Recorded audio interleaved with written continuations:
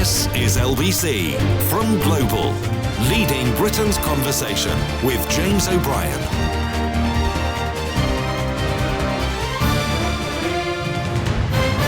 Three minutes after 10. Everyone's a critic, all right. Yeah, today's handover just before the news wasn't quite as tight as yesterday's. I concede, but you know, don't let the perfect be the enemy of the good. It's always. You never know what's going to pop up next. Except, of course, when it comes to right-wing media and desperate attempts to tarnish Labour politicians. I found myself a little bit surprised by what I didn't know. We're going to be talking about Keir Starmer's publicly declared hospitality. And that, I think, is the crucial point. Everything you know about the gifts and hospitality that Keir Starmer has received since becoming Labour leader in 2019, you know because it has been publicly declared. And the total runs to £100,000. Here's three things you might not know. Two things you might not know, one thing you might not remember. And this is going to inform the conversation that we're going to have for the first hour of the programme today. So two things you might not know. Keir Starmer has season tickets at Arsenal. The advice not to use them comes from his security detail. He could sit in his regular season tickets, but the cost in security, which would come from the taxpayer's purse, not indeed from the purse of a donor or the purse of Arsenal Football Club, would be too high, in his view. The ignorance that middle-class journalists, actually middle class isn't relevant in this context, the ignorance that journalists and political figures display about actual football is extraordinary in this field. And it's driven by, well, largely political bias, but also by genuine stupidity. No football fan in the world really prefers to sit in the prawn sandwich section of a football stadium. The last thing you really want to be doing is watching through glass, for example, and not finishing your lunch before the second half starts, or whatever the hospitality arrangements may be, not finishing your afternoon tea. So if you want to turn this into a story, the worst thing you can do, the last thing you must do, is disclose that he actually pays for his season tickets. And it is a decision taken entirely on security grounds. If you want to send me a photograph of Rishi Sunak apparently sitting in the ground at Southampton, you need to have a look at who he's sitting behind, I think the owner of the club, and also you need to provide me with the details of the security that he received on that very rare occasion that he attended a football game, whereas Keir Starmer likes to get to as many as he can. So there is a fact for you. Here's another fact, and I didn't know this until Lucy Powell said it on Question Time last night. And I don't usually stay up for Question Time, but the clips are nicely collated, aren't they, in time for your morning commute. I didn't know this. The serving minister is not required to declare hospitality received in the commission of their duties. So if, for example, you are Secretary of State for Culture, Media and Sport and you attend cultural events, you don't have to declare it, right? If you're Prime Minister and you are invited to an event as a consequence of the office that you hold, you don't have to declare it. Chris Bryant, the Labour minister, has revealed overnight that, well, not revealed, has reminded us overnight that Labour actually tried to change this law. Labour sought, and I don't know, perhaps will still seek, we'll soon find out, Labour sought to make it a requirement for actual ministers to declare hospitality received in commission of doing their job. Remember, facts matter. And the people to whom facts are negotiable or contemptible are the people that brought you Brexit, Boris Johnson, austerity, Liz Truss, Rishi Sunak, you name it. All of that. Facts matter. So he pays for his season tickets. He can't use them because of security. And he has to declare any hospitality received up until becoming Prime Minister because he wasn't in government. So this £100,000 figure goes back to 2019 when he became leader of the Labour Party. Can you remember how much Boris Johnson received solely to decorate his flat? It was £112,500 in the original reports. And he tried to cover that up. So the right-wing media is currently queuing up to attack Keir Starmer for publicly declaring correctly gifts and hospitality received that, had he been Prime Minister, he would not have been required to declare. The reason why Lucy Powell is second on this list is because she, as a shadow culture minister, is required to declare everything that she has received in commission of her cultural duties. But the actual Secretary of State is not required to. So £112,500 was the sum that Boris Johnson sought to secure from a peer called Lord Brownlow. It was only later that the series of WhatsApp messages emerged, much against Johnson's wishes. He claimed he'd lost them. He claimed that he couldn't remember who had paid for the decoration of his own home. He didn't publicly declare it. Dominic Cummings accused him of trying to break the rules in order to keep it secret. And then when the figures finally emerged, when the details finally emerged, it turned out that Lord Brownlow, who was planning to set up a trust fund to fund the refurbishment, ended up initially paying the costs himself. And the WhatsApp messages that he, I think arguably tried to keep secret by claiming that he had lost his phone, reveal that £112,500 was provided, speculated at the time to have included wallpaper at £840 a pop. Now, when the details emerged, Lord Geit, the independent advisor on ethics and standards, was furious because he had himself cleared the Prime Minister of having breached ministerial rules without having seen the messages between Johnson and Lord Brownlow. So there is an absolute failure to declare, receipt of gifts, largesse, far in excess in one single transaction of every single thing Keir Starmer has done since 2019. Now, there are two things you might think at this point, if you're honest. You might think, don't use Boris Johnson as the measure by which to judge other prime ministers or other politicians. And I'd be inclined to agree with that. If you're not honest, of course, you might think that this is an exercise in whataboutery or that this is an exercise in obfuscation. It's not. I'm giving you the facts. If you hate the facts, it's because your scarf is tied so tightly around your neck that it's cut off the flow of blood to your head. This is a conversation in many ways about the media. This is a conversation about the contempt in which many right-wing members of the media hold you, because they continue to hold a torch for Boris Johnson, whose offences were absolutely of a different species. Well, Keir Starmer hasn't committed any offences. There's the first point to make. Boris Johnson was drummed out of the House of Commons, or rather ran away from the House of Commons after being found by a jury of his peers to have lied to the House of Commons. But the people who are still silent about that, or indeed the people that pay him £500,000 a year to write a column for the Daily Mail, are pretending that Keir Starmer has done something heinous, has done something wrong. So those are the two things that you may not know about the season tickets and about the rules governing gifts or hospitality to shadow ministers as opposed to serving ministers. And there's the thing you've probably forgotten. Boris Johnson rode roughshod over all the rules and regulations, tried to keep secret a donation from Lord Brownlow, prompted the resignation of not one but two ethics advisors in disgust at his absence of ethics, and tried to keep the whole thing secret by claiming that he'd lost the phone on which the transactions with the bloke whose identity he couldn't remember, the messages between him and the bloke whose name he couldn't remember, had been lost. And what is the right-wing media trying to do today? Coming up with some nice slogans, free gear Keir or two-tier Keir. It's hilarious, right? Now, here's the fourth element that we need to establish before the conversation can get underway. And that is, I think Keir Starmer is being bloody stupid.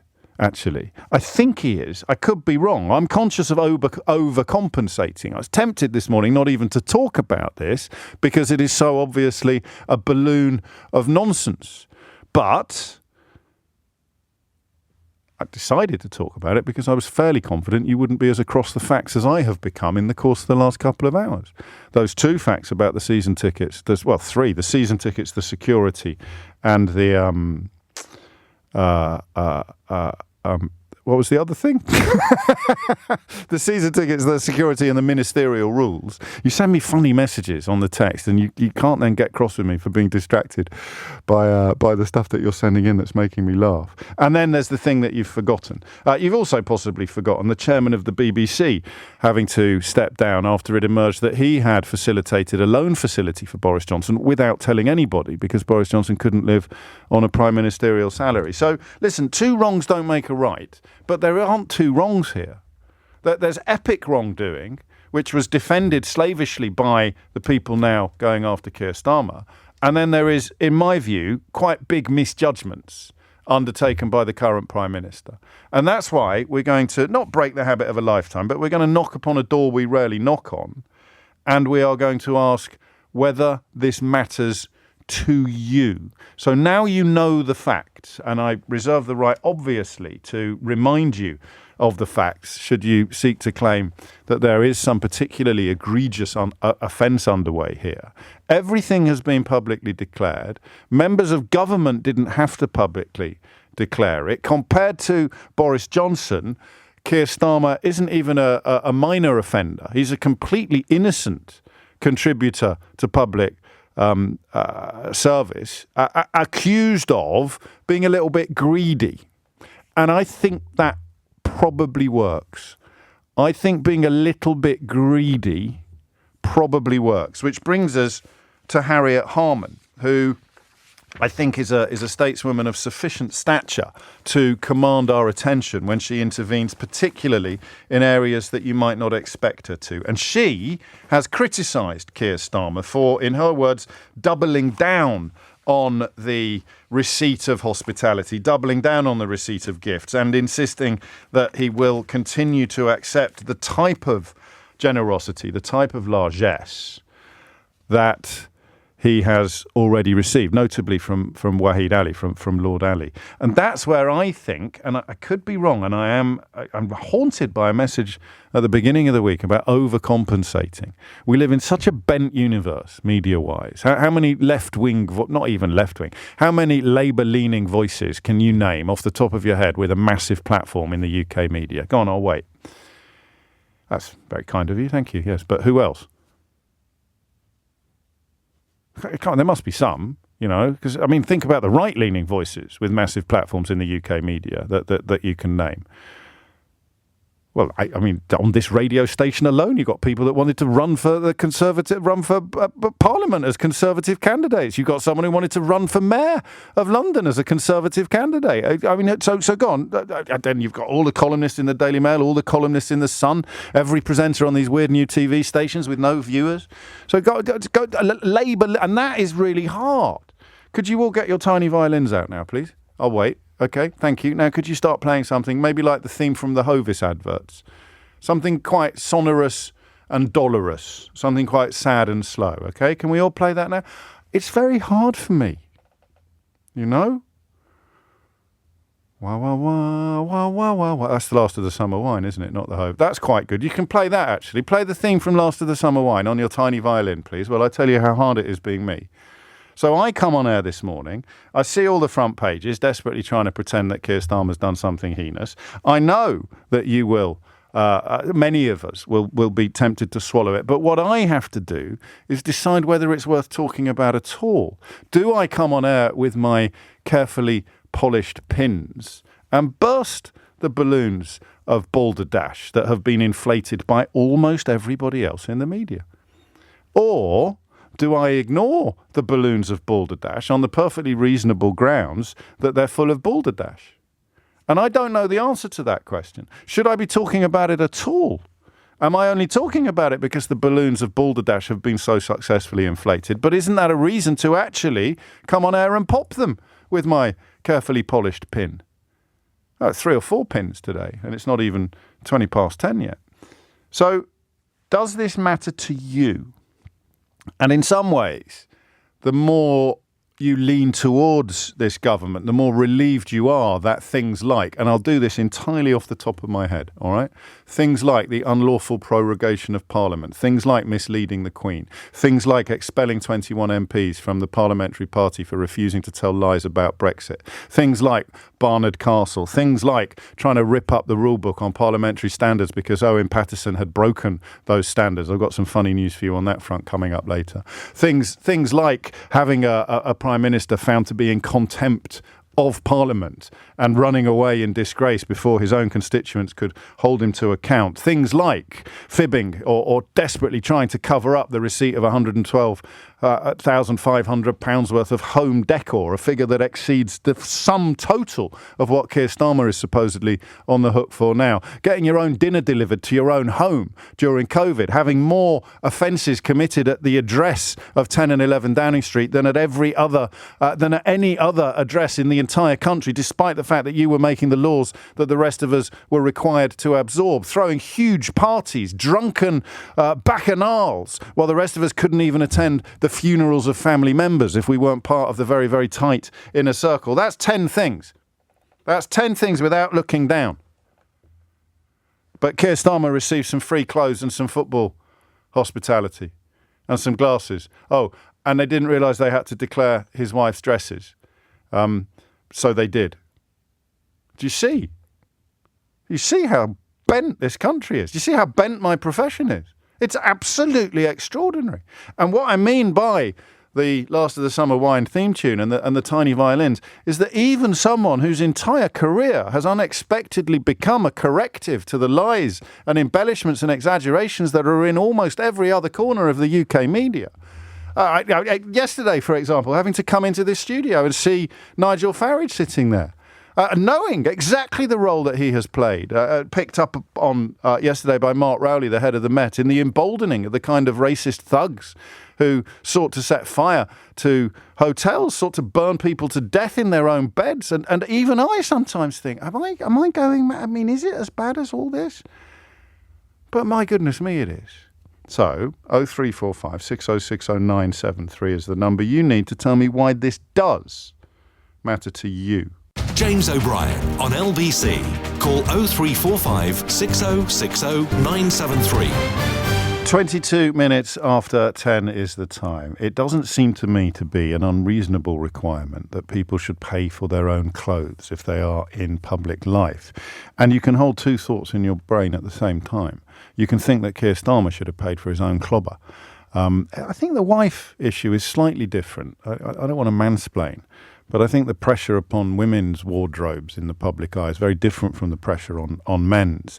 So you can hold that thought in your head while also recognising that attempts to portray Keir Starmer as profoundly in the wrong on this from people who were supremely comfortable with every dot and comma of Boris Johnson's epic moral corruption is simultaneously hilarious and disgusting. So how much does it really matter? 23 minutes after 10 is the time. Esther is in Bromsgrove. Esther, what would you like to say? Hi, James. I think I've got the answer to your question. And well, hang on a minute. I've got to keep this up till 11. I don't want you to close down the whole conversation now, Esther. It'll start you off. I think that in normal times, we wouldn't know about all these things. And that when we were going through the terrible 14 years of corruption and all that nonsense that was Boris Johnson and his crew that followed him, was so bad, so disgusting, so obnoxious that it reached our eyes and ears. Now we've got that breath of relief that the grown-ups have come in the building. We want him, especially as an ex-public prosecutor, to be whiter than white. And he's not. He's just human. And the problem also is for a lot of people who were in public service themselves. I was a civil servant before I retired. You were so frisked by the rules that you wouldn't have even accepted a box of chocolates and a bunch of flowers from someone for fear of you had to record it and not have it in case you were showing favour to somebody or other in your work process. Police officers, I mean, many other professions where that would be exactly true. But the same rules, looking at him, you know. The same rules apply here. They do. The same rules apply to politicians. And if there were any suggestion of a conflict of interest, or if there were any suggestion that he'd broken the rules, then he would be hauled over the coals, and we would be doubly betrayed. But the point that we're exploring this morning is the fact that you and I both feel that there is something a little bit off here, and yet there isn't. He's done absolutely nothing wrong. Yeah. I mean, they are the right-wing press, as you say, picking at every scab, scar or scratch to find some fault or other so they can say, there you go then, they're all as bad as each other. Well, actually, I'm a councillor in Bromsgrove, James. Yes. And we're not all the same as each other. I'm pretty much unique. Is it? Are you? Gosh. Yeah, I am. There's not another Esther like me. I'm very glad to hear it. I would not, as a councillor in Bromsgrove District, accept any gift from anyone for something that I'm doing to help the residents, for fear of somebody coming along and saying to me, you've favoured that person over somebody else, whatever that's going on. So I know that down here in Worcestershire, that you know very well. I do. Why would he not know that? Especially as he's worked in the civil service and must have abided by those rules as a public prosecutor. But he has abided. He has abided by those rules. I think we're describing the smell test. But if you, as a councillor, or as mayor, perhaps of Bromsgrove, or as the council, don't have mayors in Bromsgrove. No, all right, and the council leader of the leader of Bromsgrove Council. If Bromsgrove Town were to go on a cup run, then you would presumably turn up at the final as a representative of your office. I might do, but I wouldn't be given the box to sit in. Of course you would. Well, I mean, to be fair, the security concerns, for the leader of Bromsgrove Town are probably, for the leader of Bromsgrove Council, are probably not the same as they are for the Prime Minister or the leader of the opposition. But you're suggesting, and I think this actually is probably the most valid suggestion until we speak to people who actually live in this world, that we just shouldn't have any gifts or free hospitality or I mean, they shouldn't accept anything. I mean, they might say, as you've just pointed out, that he's already got his fee in year on, year out for a season ticket with his football club that he likes, I don't care about. And he's paying his way there anyway, and he doesn't see why he should give up what he's doing. And they just decided to reseat him in a more safe place because he's that's an enormous non-story. But the clothes and some of the other hospitality arguably does fail the smell test, even if it doesn't involve the breaking of any rules. Just think about this, James. What about his wife? Why doesn't she behave with the integrity of Princess Anne? Why doesn't she say, well, I don't need a fresh dress or a fresh frock every time I'm doing something? Why don't I recycle some and make myself look more human? Well, how do you know she doesn't? Would that not go down really well with us? How do you know she doesn't? Well, she may well do, but why are they picking on her? I'm fairly confident. Money from somebody. I'm fairly confident that Princess Anne has received considerably more in free gifts over the course of her career in public life than Victoria Starmer would do if she remained the Prime Minister's consort for the next 50 years. So I don't think that really works either, although I'm not criticising Princess Anne, but you can bet your bottom dollar that the royal family have received a hell of a lot more freebies than the Starmers. Yeah, so what you're saying is the news are picking and choosing the way they want to spin their story. Exactly. And you shouldn't believe a word they say. Bingo. There it is. And yet, here we are. Should we even be talking about it? Do we serve the public? Do we do our proper job as journalists by pointing out the facts? Or do we ignore the people who treat their audience with complete contempt by filling them up with balderdash and furious feelings? I don't know. What do you think, Councillor? Well, I'm just as confused as you, but then I listen to you on a daily basis. Very wise. And by the end of the programme, somebody has usually rounded us up and given her a round of applause. You're absolutely right. Fingers crossed. We get a caller who can nail it all down. Esther, take care. Give my love to DY10 next time you're passing through. So Chaddesley Corbett sits between Bromsgrove and Kidderminster. I always think of Chaddesley Corbett as the bridge between Bromsgrove and Kidderminster. And one day I am determined to write a short story about a detective called Chaddesley Corbett. I see such a beautiful name. It's a beautiful village. Got a beautiful old... Do you know Chaddesley Corbett, Esther? I do. I know very well because I was born in Bromsgrove. I've lived here all my life. And so if you're passing through, knock on the door. I shall do that, Councillor. You can rest assured. This is LBC with James O'Brien. Call 0345 6060 973. Text 84850. Alexa, send a comment to LBC. It is 33 minutes after 10. You're listening to James O'Brien on LBC. We're having a conversation about Keir Starmer's failure to break any rules and wondering why elements of the media and, of course, the Tory party, what remains of the Tory party, are trying to portray him as someone who remains silent, of course, about Boris Johnson's routine and serial breaking of pretty much every rule under the sun. And we're just wondering whether it works. In fact, I think after Esther's contribution, the conversation moves slightly into the realms of who is this aimed at? Who is this aimed at? It's aimed at people who are too busy to find out the facts for themselves. The triumph of right-wing media over the last few years hinges upon denying their audience the facts, whether it's the idiocy of leaving the European Union or the madness of putting Liz Truss anywhere near the reins of power. You can't tell the people the facts, right? The lie is halfway around the world before the truth has got its trousers on. So people who are reachable for the lies must be the constituency that's in play here. Not the people whose scarves are tied so tightly around their neck they can never contemplate supporting or voting for anything other than the party they've always voted for, even if it's the party that brought you austerity, Brexit, Boris Johnson, Liz Truss, and the rest of it, the breaking of Britain, essentially. So who is this aimed at? Is it aimed at you, do you think? Have you felt yourself wobble a bit? Have you felt yourself? Because I'll tell you now what the greatest friend of the fascist or the greatest friend of the truly corrupt politician, the greatest friend of the riot inciters, for example, the greatest friend of them is the line they're all as bad as each other, because they're really not, which is how today we find ourselves bombarded with coverage of Keir Starmer's declared hospitality, and we are supposed to be much angrier than we were about Boris Johnson's undeclared largesse, one example of which, his flat decoration, exceeded the sum total of everything Keir Starmer has received since becoming leader of the Labour Party. That line there, right? I mean, listen, keep sending me texts accusing me of whataboutery and all the rest of it, but that line there is the bit where you feel really stupid and get even angrier, but sadly not with yourself for being a mug, or indeed the people lying to you, but with me.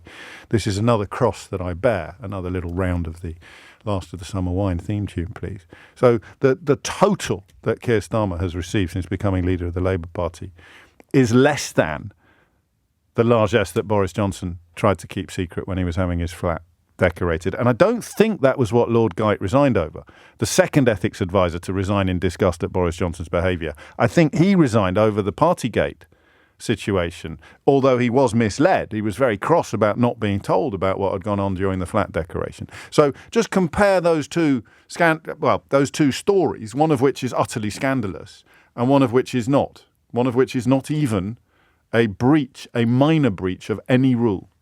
And ask yourself how we've ended up in a country where this has been presented to you as A, a major story, and B, a major scandal. Who's it aimed at? Who is this aimed at? Philip's in East Bolden. Philip, what would you like to say? Hello, James. Hello. Lovely show. I can't disagree with anything you've said there about the media.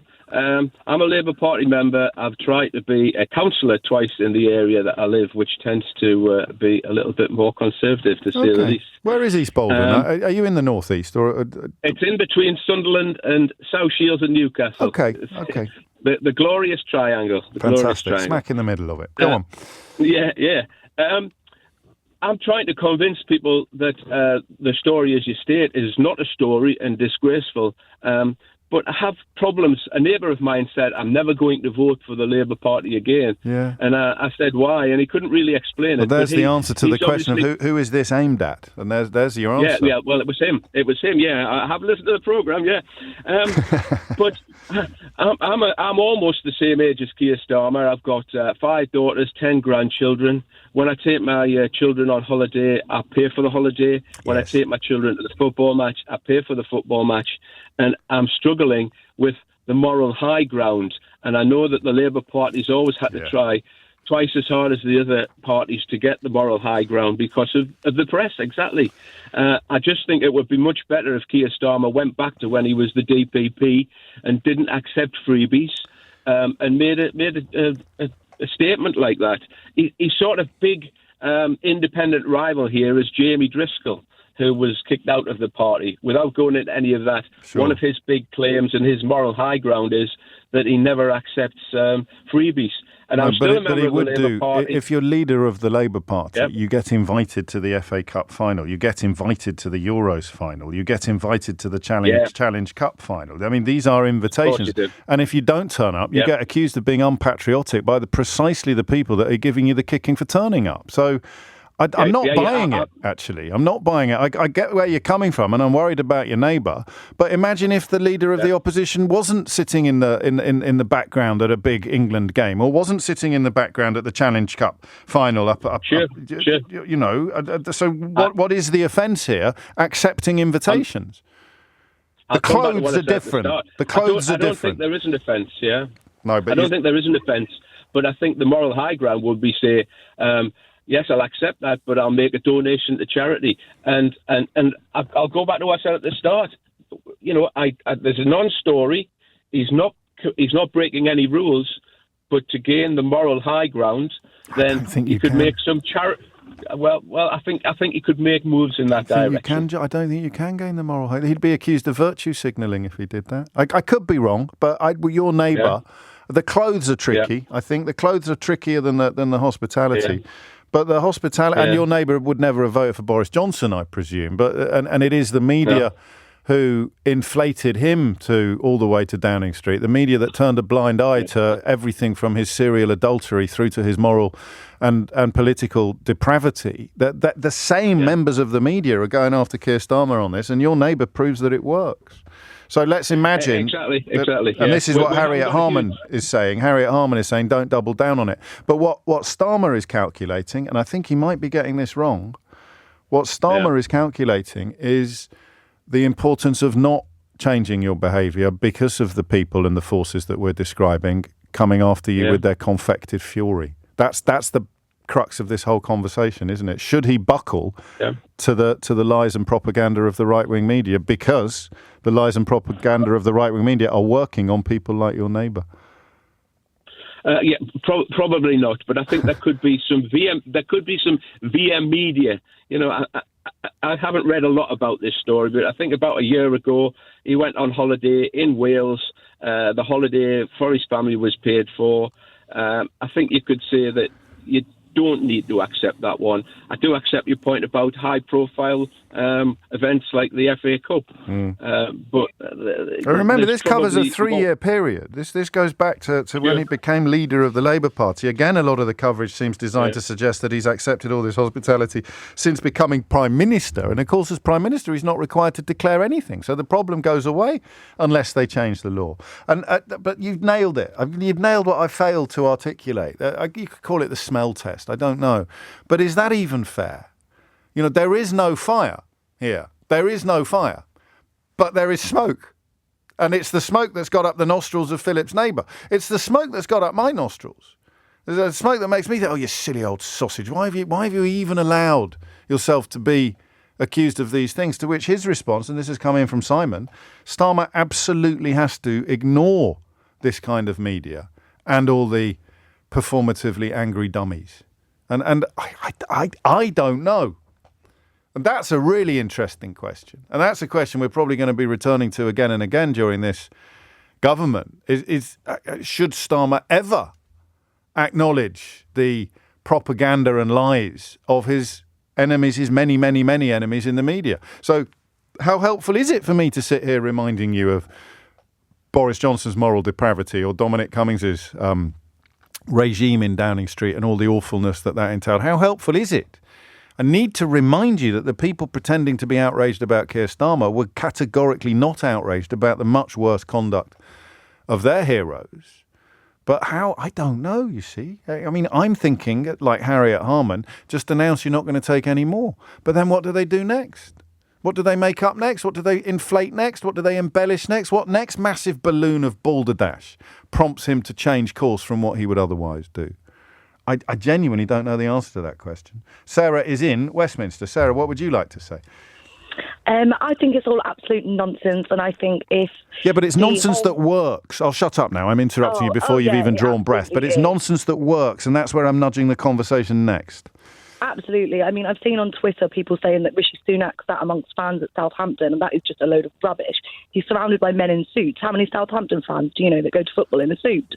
It's rubbish. Not just Southampton, to be clear. You're not casting aspersions upon the Southampton following. Very, very few people go to the football in a suit. Yeah, exactly. And the thing is, you're right, it does work. And I think if the media can just focus on this, and this is what their problem is, then he's doing something right. I think he should absolutely double down. I think people saying that his wife should be more like Princess Anne. What a load of rubbish. She's not Princess Anne. And Don't be mean to Esther, all right? Esther was just thinking out loud like we all are. And she probably resigned from that position shortly after making it. I mean, if you look what happened to like Angela Rayner when she turned up in her green jumpsuit, I think she looked fabulous, but the media went mad. They will do that. Just let him crack on. I think he should double down and just get on with it, because people are going to want to give the Prime Minister freebies. I think, of course, there's a line. But they're not freebies. I mean, well, they are freebies, but they're invitations. I mean, you get invited to things as Prime Minister or as leader of the opposition in this case. And exactly. And I think if he said no thank you, or he made a statement saying I'm not going to accept it, you'd have the same exact thing. Oh, he thinks he's better. Oh, he's making refusal. He's not patriotic. I think he can't win. Like Jeremy Corbyn couldn't win. Yes, Jeremy Corbyn, arguably, by completely ignoring the right-wing media, created exactly the circumstances in which he could suffer such ignominious defeats, pretending that it wasn't going on. Whereas Starmer is addressing the accusations that are being made and refusing to buckle to them.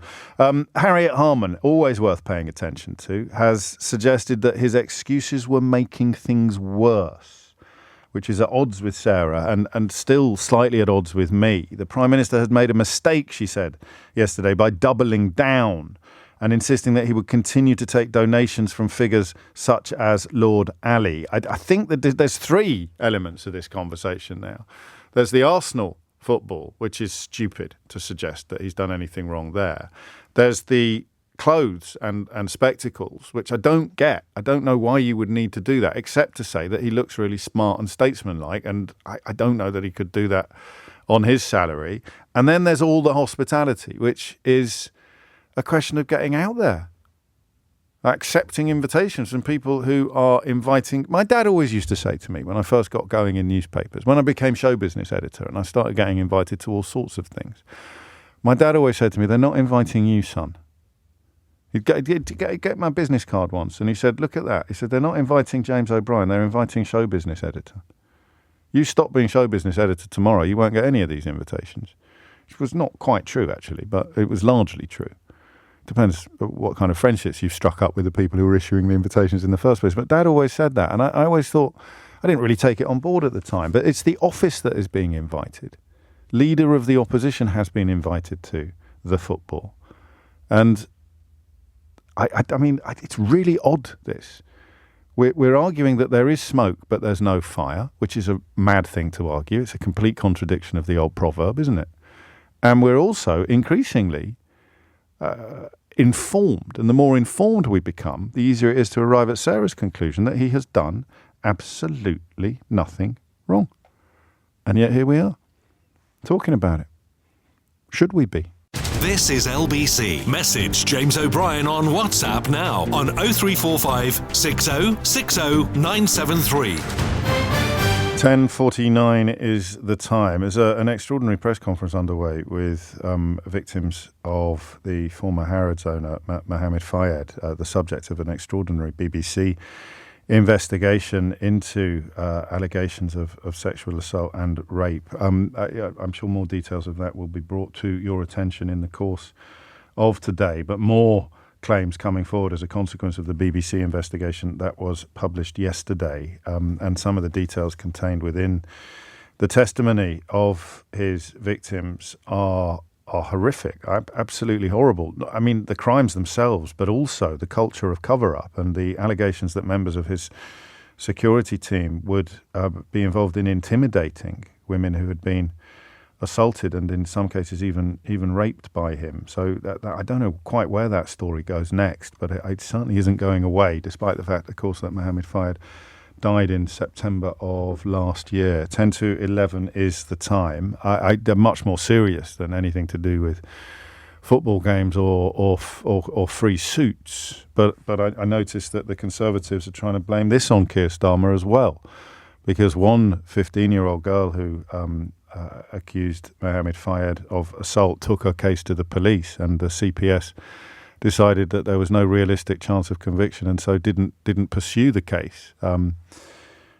The case wouldn't have reached Keir Starmer, and yet you can bet your bottom dollar the Daily Mail and the Daily Telegraph and the increasingly bankrupt Tory front bench will be pretending that this is somehow an issue for him to answer as well. I didn't expect it to happen this quickly. I don't know why. You know how naive I am, how idealistic and often wrong I am about other people's malign impulses. I thought they'd wait until we were near to a general election before they started wheeling out these massive balloons of balderdash, but nothing's sacred. And here we are. So what's going on? Anne's in Manchester. Anne, what would you like to say? Hi, James. Hello. Can I turn this on its head? Yeah, please do. And say, accepting gifts is the only way that someone with my background can now aspire to be Prime Minister and have a family life. How do you mean? Well, I'm a season ticket holder. At Manchester United? Well, yes. And you live in Manchester? Yes, I live in Manchester. Well, I've never met one of you before. That's incredible. A Manchester United season ticket holder who's not from Surrey. I'm joking. I don't want to invite the ire of Manchester. I'm only teasing you. Go on. Sitting in the crowd, I can just imagine what kind of stick I would get if I was Prime Minister and sat in a crowd. Well, the seats where I sit. No one who routinely attends football thinks it's feasible for him to sit in his normal season ticket seats. No, literally no. Even as a Kidderminster Harriers fan, Anne, if I was Prime Minister, I'd have to go and sit with the chairman behind the manager's box. Not that that's bad. I have had the pleasure of sitting with the chair. He's a lovely bloke. I don't want to sound like I'm ungrateful for his hospitality, but we prefer to be in the thick of it, don't we? We do, and also I like to go to concerts with family, and I just couldn't aspire to become a Prime Minister when all I'd get is this steak. And talking about dresses as well, with my background, I couldn't afford a dress to meet the head of state or go at a banquet at Buckingham Palace. So the only way that I could be Prime Minister is to accept gifts in this system. The wardrobe requirements of the role are beyond our ken, really. Because the Starmers aren't poor, and you're not poor either if you can afford season tickets at Manchester United. But everything is relative, isn't it? And the wardrobe requirements. So I do get a discount. But it's still not cheap.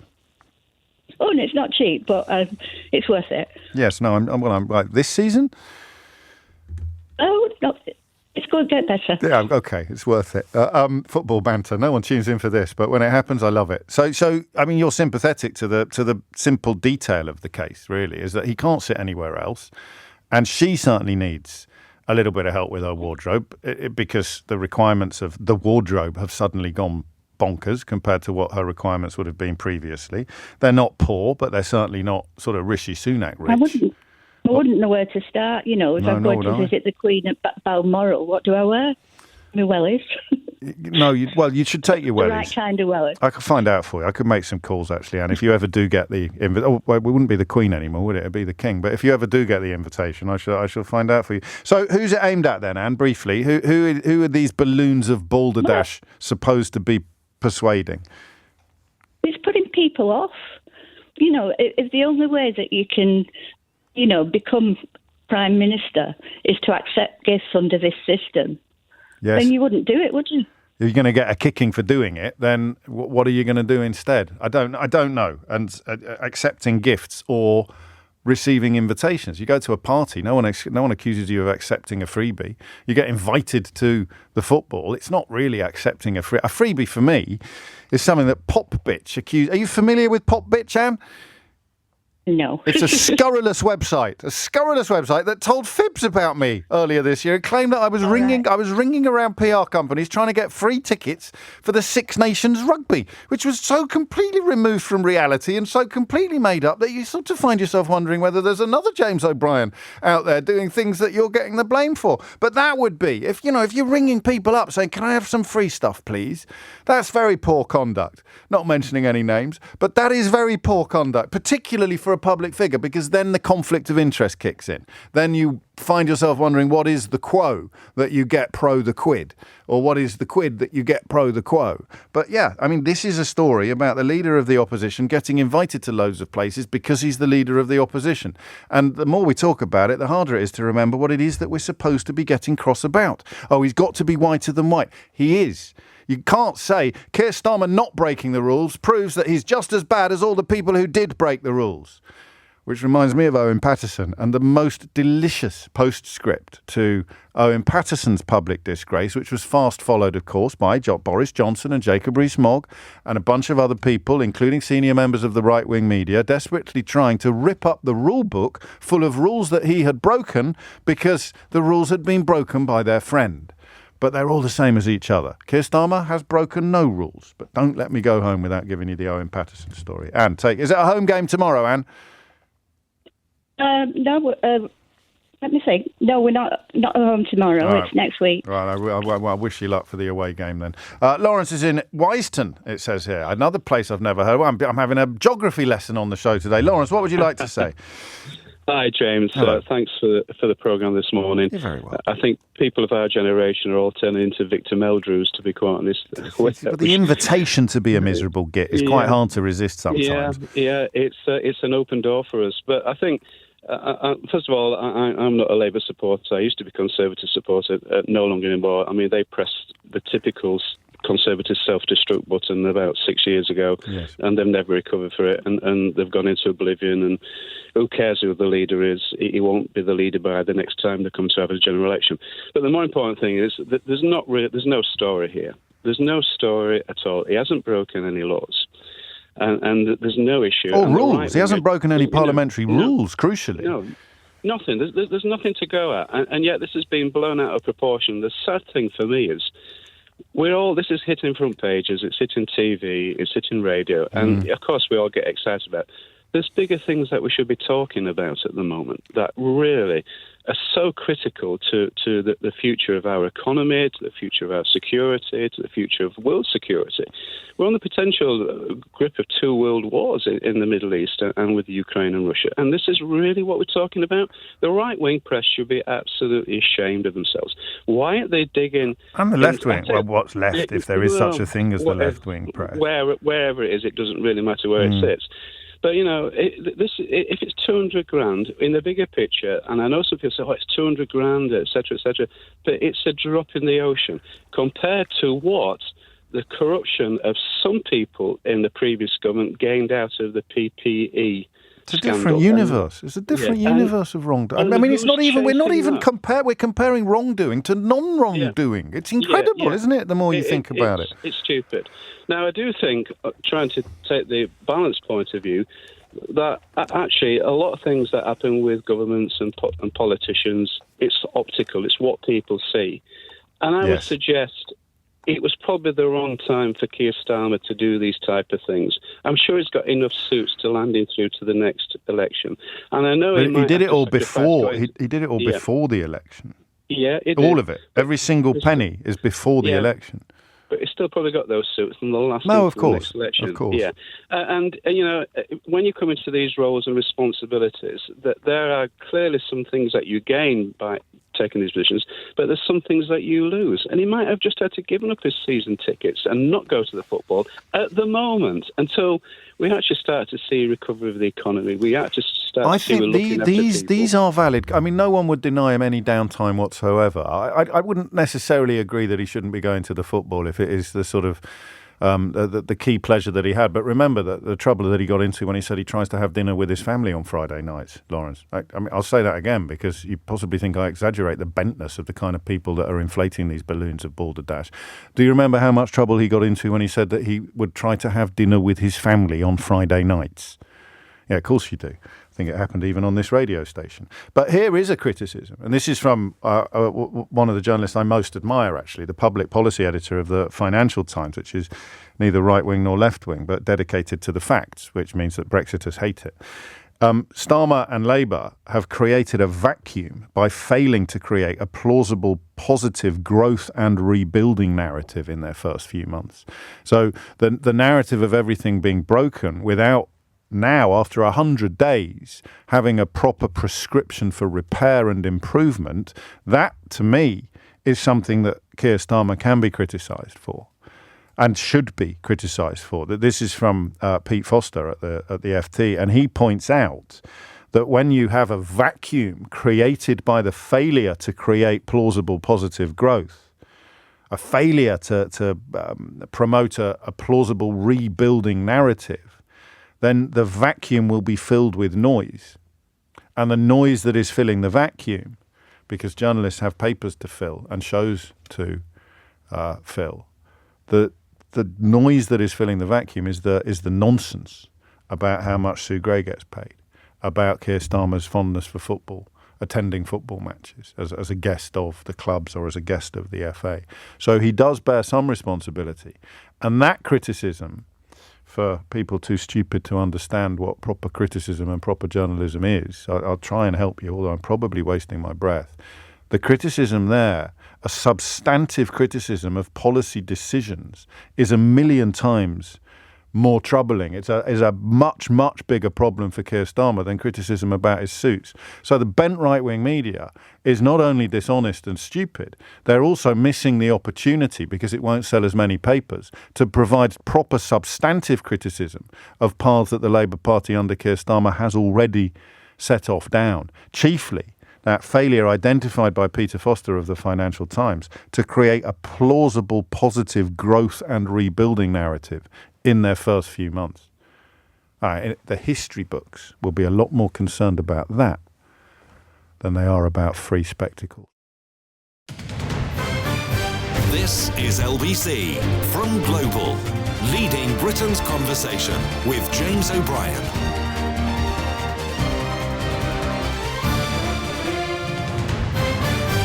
So you know how much I like kind of underlying themes, don't you? The one that's emerged most recently is the idea of, and I know it sounds familiar, but it's not. It's all about identifying precisely the point of inquiry, the successful efforts to persuade people to vote against their own interest or to act against their own interest. I'd sit it alongside people who like being lied to, and that really is the challenge that we're going to have to face together in the coming years, is to distinguish between the people who like being lied to, never more so, of course, than on the issue of immigration, and the people who really do benefit from being told the facts, which Tim Farron did rather powerfully on Question Time last night. The people who like being lied to. Some research in the news today about the brains of people who describe themselves as leaning to the right being more attuned to fear and anger.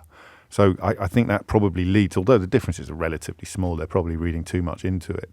But people who enjoy being angry, people who like being lied to because it makes them angry, versus the people who will change their minds when they are presented with facts. That probably misattributed quote of John Maynard Keynes. When the facts change, sir, I change my mind. What do you do? Couldn't be further away from public discourse in this country at the moment. It just occurs to me, looking back over the last hour, how much of the time that we spend together these days ends up sort of circling the same focus, circling the same problems. Why do people like being lied to? How can people be so easily persuaded to vote against their own interests? These are ancient impulses that some people throughout history have been very, very good at poking. But we move on now to something completely different, to a story that I have. The reason I was talking there about bubbling under the surface is that there are some stories or questions that I have that are eternal.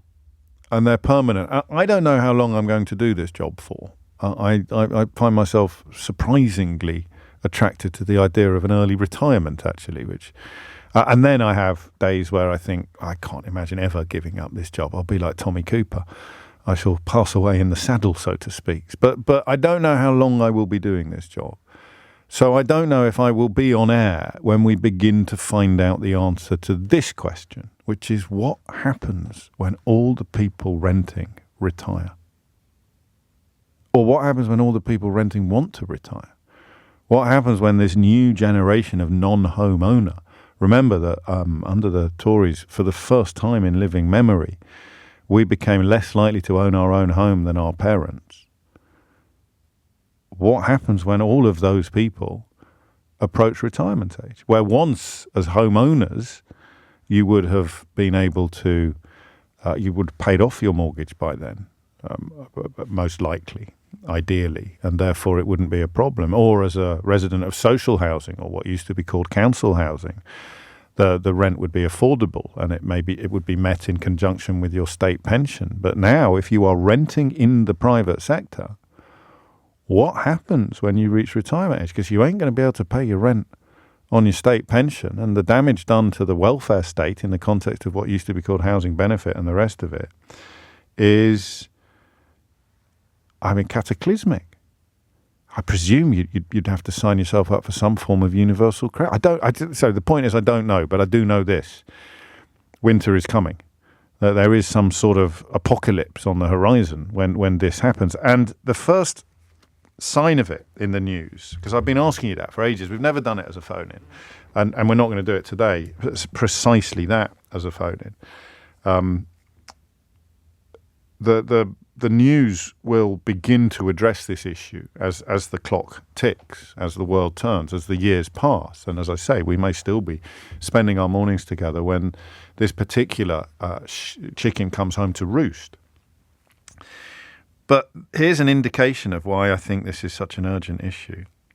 There's a report published this week that shows that most workers, not some, but most, are not making sufficient contributions to their own pensions, and that's the ones lucky enough to be in a position to do so, to ensure a comfortable retirement. Indeed, they describe undersaving as a ticking time bomb.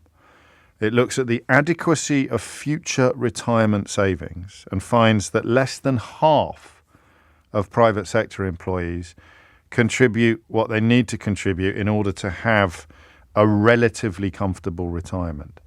You need to be contributing about or more than 8% of your earnings in order to secure your retirement. The report shows that up to 40% of private sector employers who have contribution incomes are on course to have individual incomes in retirement that fall short of the standard benchmarks used to define comfort or security. This comes from the Institute of Fiscal Studies, a profoundly respected and respectable organisation. The Nation said one pension provider is facing up to a ticking time bomb with increasing numbers of people heading towards retirement with inadequate savings. It describes it as more than a societal issue. This is Jamie Jenkins, Director of Policy at Royal London, but an economic challenge. People should be able to retire with dignity rather than feel they enter life viewed as a burden on the working population. Later life. They enter later life viewed as a burden on the working population. Again, if we were having conversations about proper politics, we'd be looking at, well, we are now, but we didn't in the last hour. You'd be looking at this story through the lens of the winter fuel payments.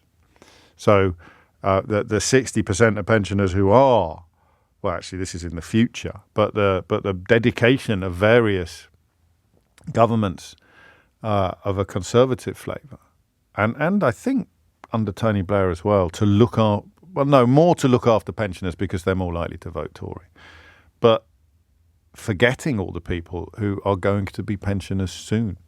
So if you transfer funds, fiscal support from the working population to the retired population with things like the triple lock or the winter fuel payments, you actually add to the likelihood of the current working generation being in all sorts of trouble when they become the retired generation. And I want to know what that's like. I hesitate to ask this question because it's not going to be something that you're particularly happy about.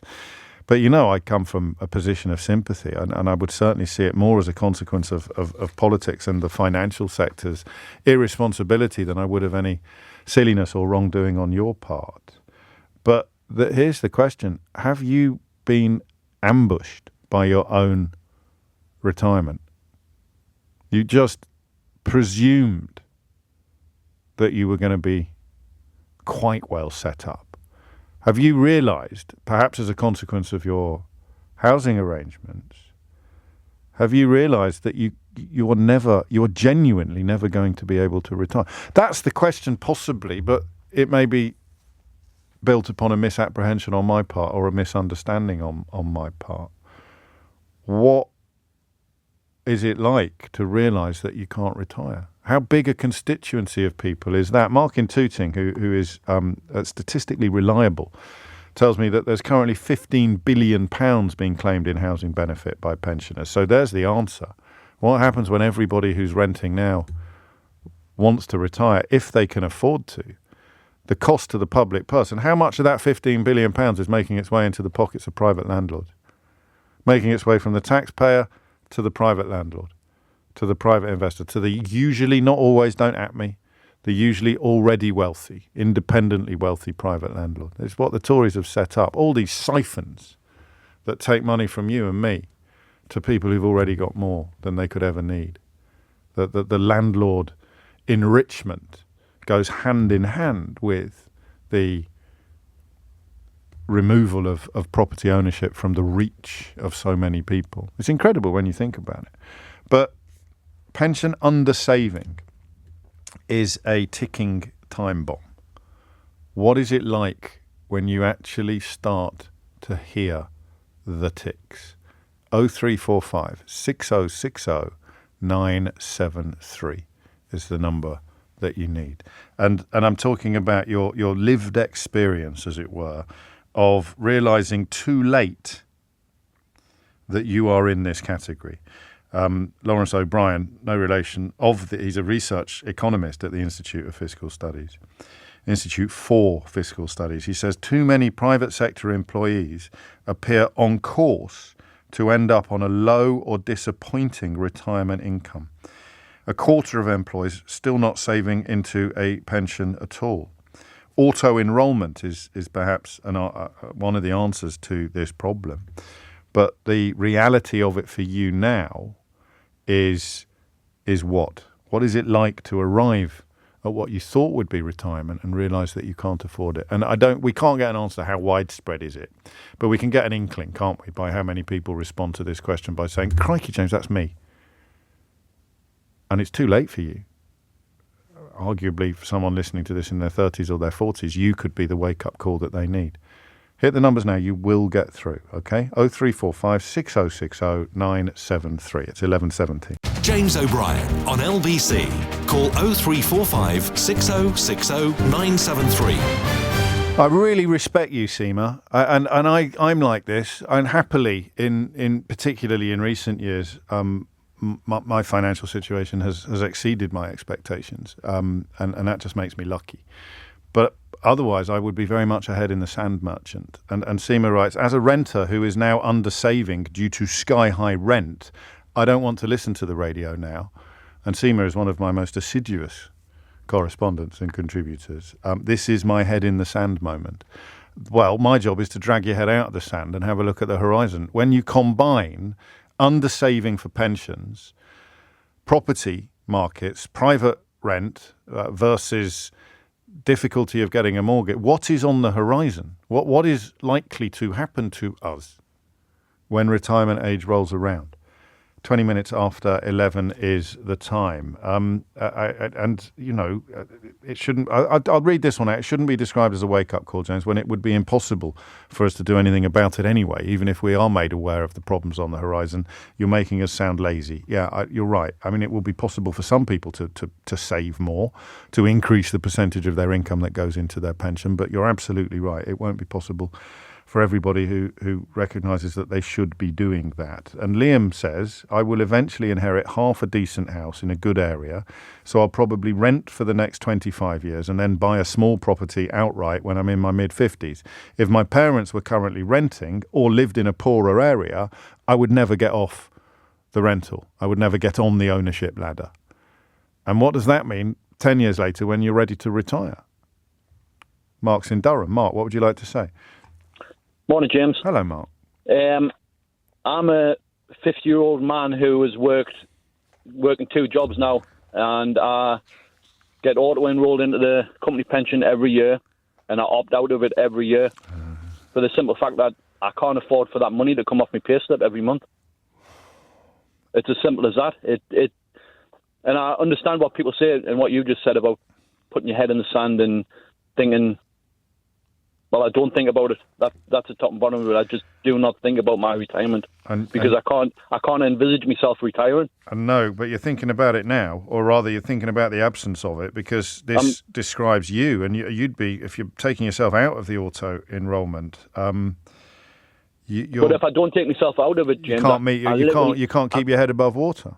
Like, my budget's so tight every month that it doesn't work, and having that money coming off my payslip every month is just... It just puts us into more debt. But you're keeping it. I know you know that. And yet you're robbing Peter to pay Paul. You're robbing future. You're robbing future Mark to pay present Mark. Can I ask how you've ended up in this situation? I mean, do you have outgoings that are not normal? Have you had a divorce in your life or something like that? No, me and my wife have been together for 30 years. We've worked all the time. I think it's just poor financial decisions early on in our relationship. Right. We've got our first house. We've always been homeowners. We've always had a mortgage. Right. From 1995, so nearly 30 years now. The mortgage is close to being paid off. I had to remortgage the house again. Right. But it was just poor financial decisions, and I think that was kind of generic from financial decisions that my mum and dad had made. But you'll have paid the mortgage off by the time you're in your mid-60s, will you? Yeah. Well, you'll be in a better position than a lot of people listening then, won't you? You're just struggling in the day-to-day, and you don't know what your income will be when you get to retirement age, but you could conceivably remortgage the house and live off that for 10 years. Well, we could do, but it doesn't bode well. If I live in the 80s, what am I going to live off? This is what we're talking about. Well, if you live until your 80s, what are you going to live off? What am I going to live on? I don't know. You don't know. And as you say, we're sticking our heads in the sand as a society, not just as individuals. I've taken on another job, James, just so I can make ends meet. Just so we've got a quality of life. And so how many hours are you working then in the average week? So I work 7 at night till 3 in the morning at a factory in Durham, and then I get home around about 3:30 in the morning. Then I'm back up at 8 o'clock to start walking dogs all day, and then I'm back to finish walking dogs about 4:30, 5 o'clock in the afternoon, and then I'm back to work on a night time, 5 days a week. It's not very good for your health, is it? Definitely not. I mean, I would like to say I'm quite fit. I'm a fit 50-year-old, but it catches up to you by the weekend. That little bit extra income that we've got to kind of have recreational fun and do what we want to do as a couple and help my son and my daughter out is wasted because I'm just sleeping all the time. I bet you are. You're flat on your back. And well, I mean, and the thing is, there's supposed to be light at the end of the tunnel. That's the role that retirement is supposed to play. Is I'll put this shift in, I'll do this, I'll get my shoulder to that wheel, and then when we get over the line, we'll be in clover. That's gone. And we are in national denial about it. And as this fellow from the Royal London says, this is not just a societal ticking time bomb, it's an economic one, because those who are still in work, I think, are going to be required, whatever happens to that housing benefit bill. This isn't specific to Mark, who I think as a homeowner is probably in a slightly better situation than he realises compared to a lot of people listening to this. Whatever happens to that housing benefit bill, however much it goes up by, that is going to have to be met by the generation that is then in work, that is working at the time. Chris is in Fareham. Chris, what would you like to say? Oh, hi, James. Hello.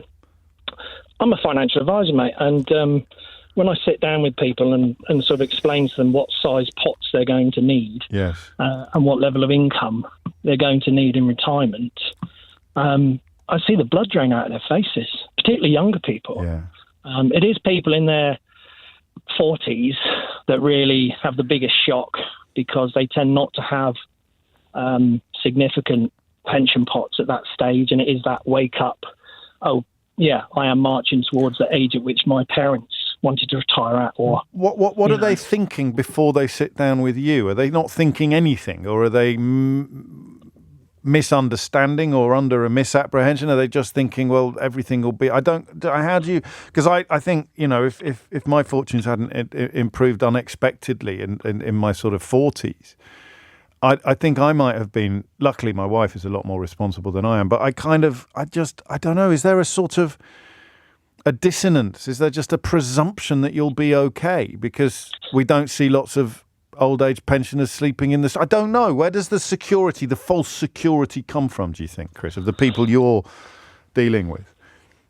That's a really interesting question. I think there is just a blissful ignorance until, right, we need to take it seriously. We're in our 40s and we can take it seriously now and we'll be fine.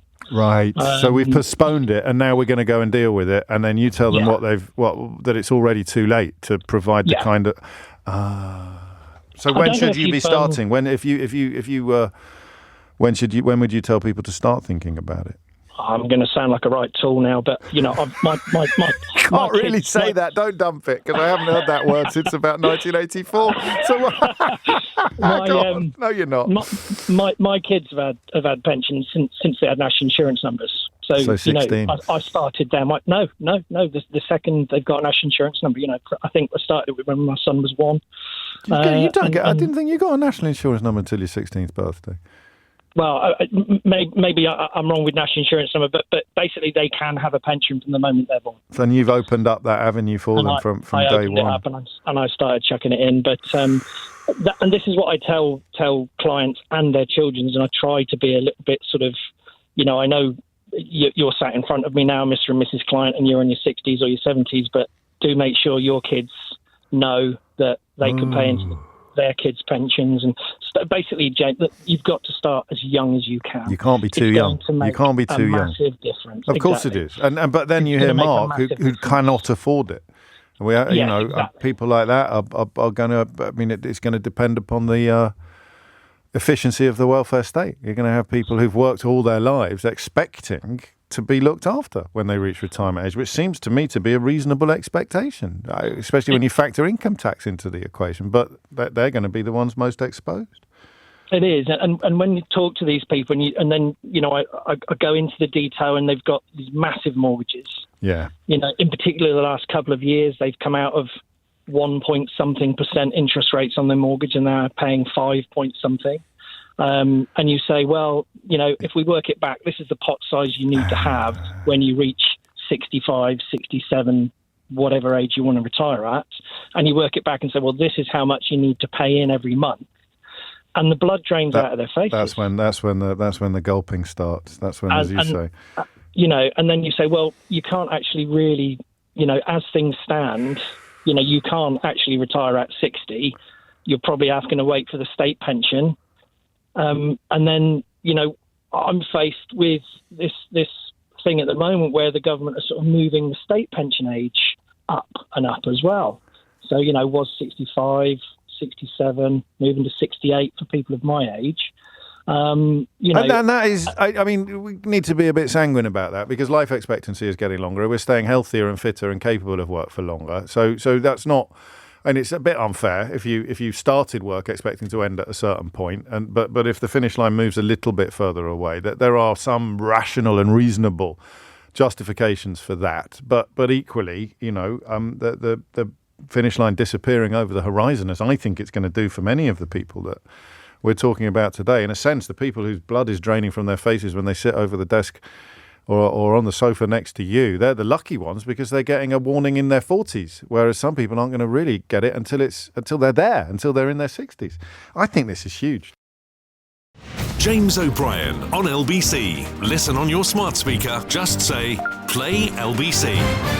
It is 11:34. You're listening to James O'Brien on LBC, where a sort of scale of the problem on the horizon when it comes to pensions moves into focus. This is something we're going to be talking about more and more in years to come, because I think, and the psychology of it was interesting, wasn't it, with Chris? The people in their 40s who've always intended to get around to it and who expect a decent retirement because they're relatively high earners, and they sit down with a financial advisor in their 40s and set out their expectations, and then get told what they would have to contribute from their current income in order to have the retirement that they're hoping for. And to use his rather powerful phrase, the blood drains from their face.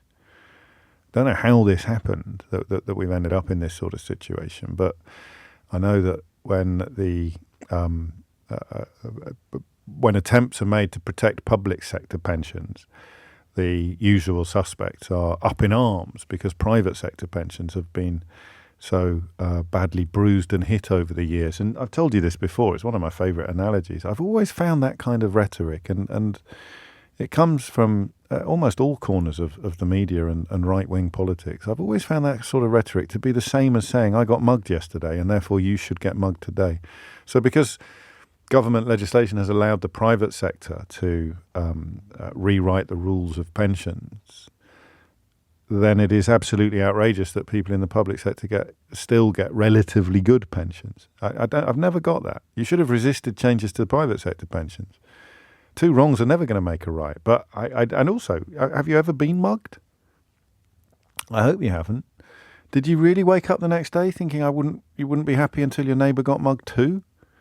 Or was your problem with the mugger as opposed to the unmugged? That's what I hear. I could be wrong, possibly being a bit naive, but when I hear people who have been victims of changes to the private sector pension world, like the kind of people we're talking about today, getting very cross about the pensions that police officers enjoy or firefighters or whatever it may be, I always find myself thinking that you're getting cross with the wrong person here.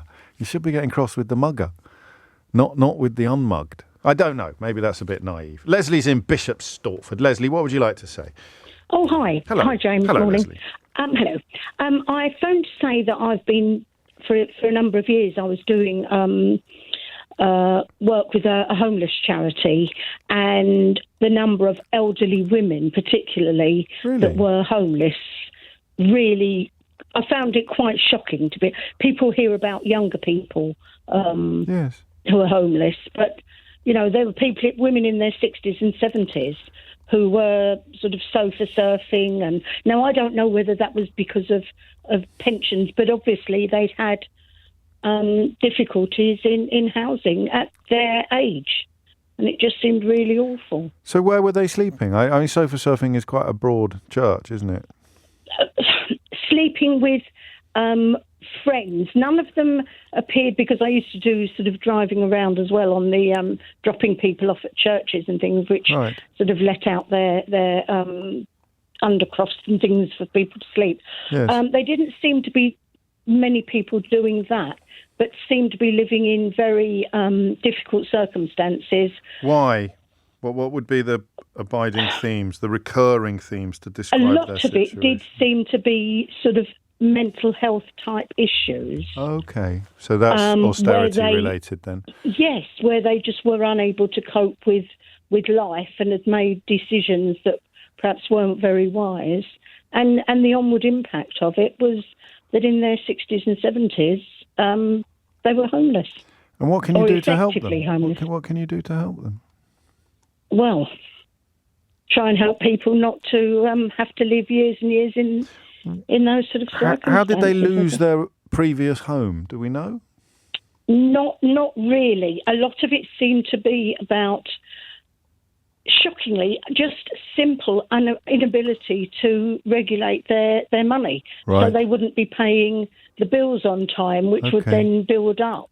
And that's where the mental health issues would become pertinent, isn't it? Yes, really quite straightforward problems for most of us to deal with, but obviously weren't in these occasions. And it's only going to get worse, not better, unless, and this is where the criticism of the current government should be directed, the current absence of a plausible plan for repairing and rebuilding much of the damage that they have inherited. I suppose if you were cheerleading for the people that did the damage, then you would be desperate to be talking about football tickets and free suits as well. But all of us, especially the responsible members of this profession, and by profession I include the callers to the programme, should be focusing upon improving the situations that we're hearing about now. Situations that are almost certain to get immeasurably worse in the immediate future. So the first thing you'd look at is probably care homes and the punitive costs involved there.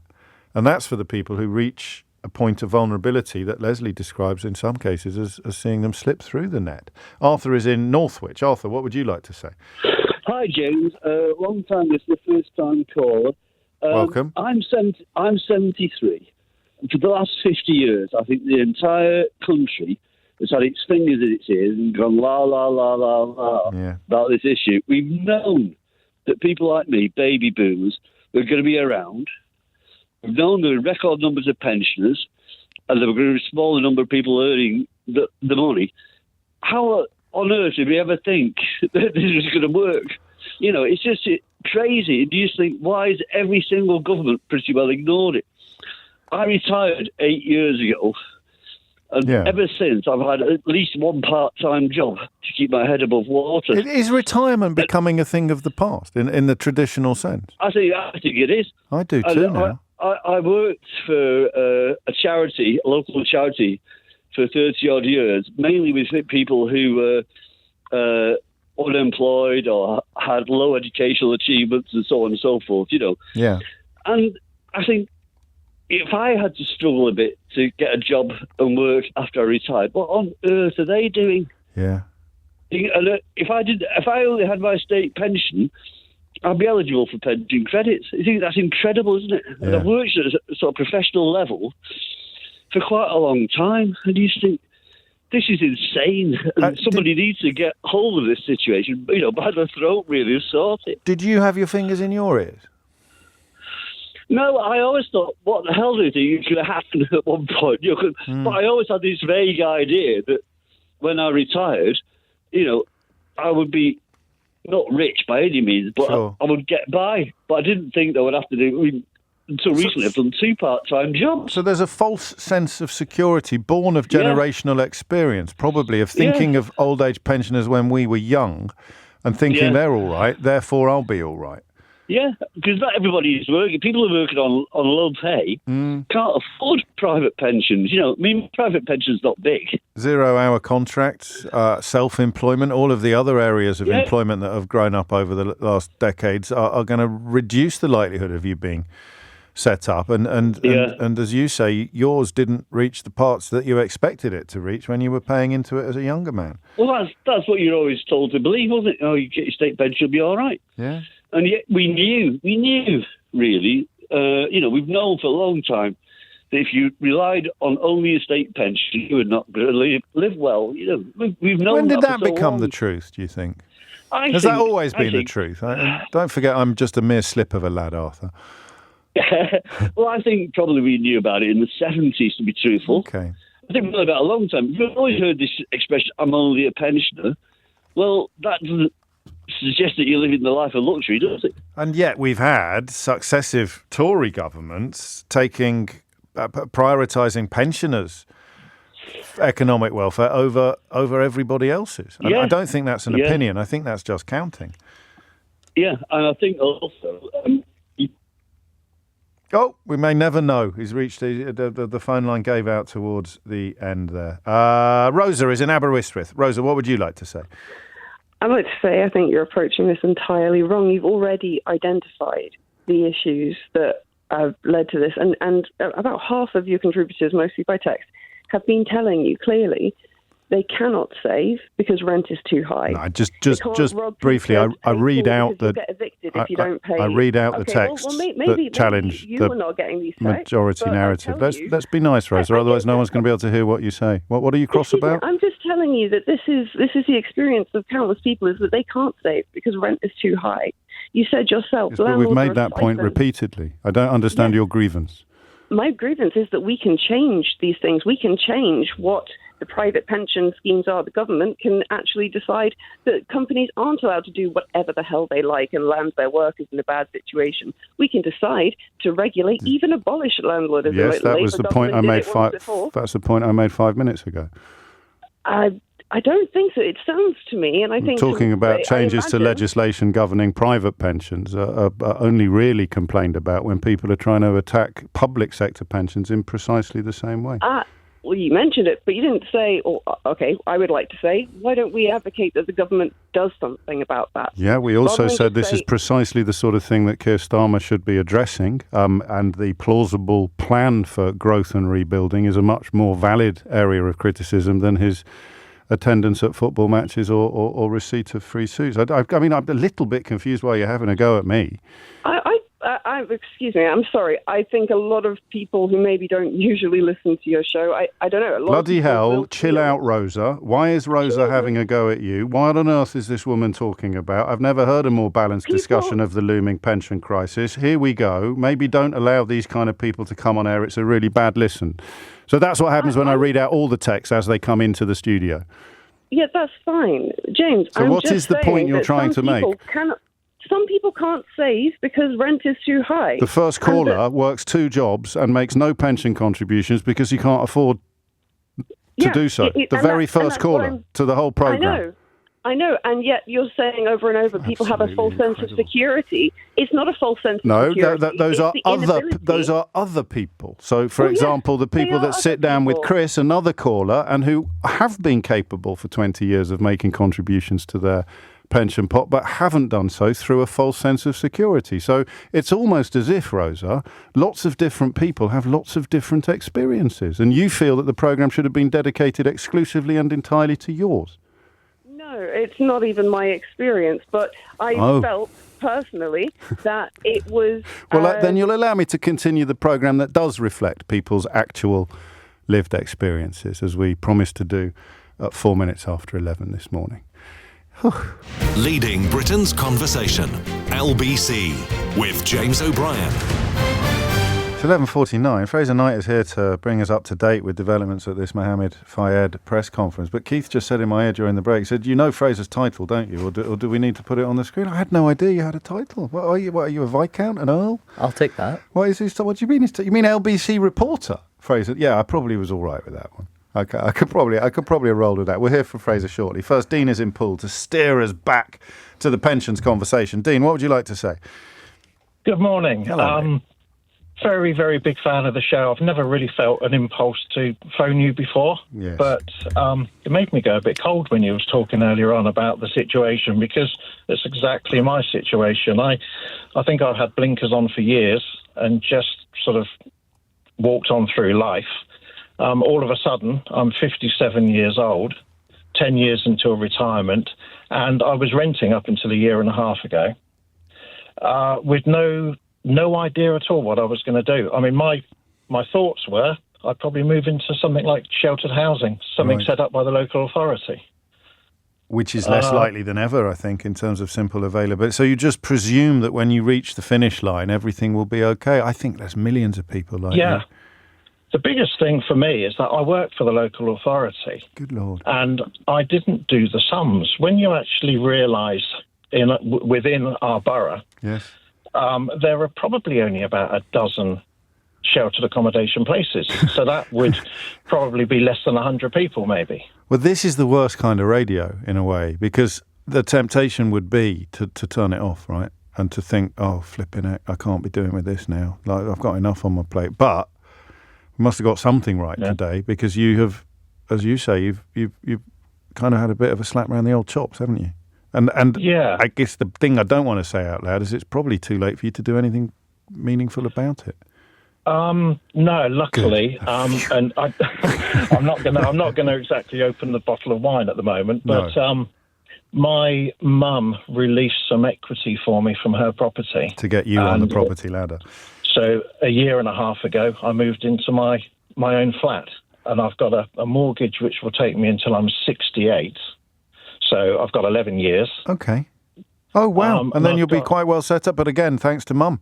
In a way, and you've worked all your life for the avoidance of doubt, Dean, and just presume that's the social contract. That's it. Actually, we could have got to this a little sooner, perhaps, if I was a bit more on the ball. It's that phrase, social contract. You presume if you're fulfilling your end of the social contract, then the state or whatever the correct word is will fulfil their end, and their end would be a comfortable-ish retirement, and yet that has been broken.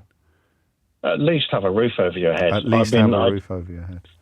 I don't even feel... I look at my brother, I think of my daughter. Yeah.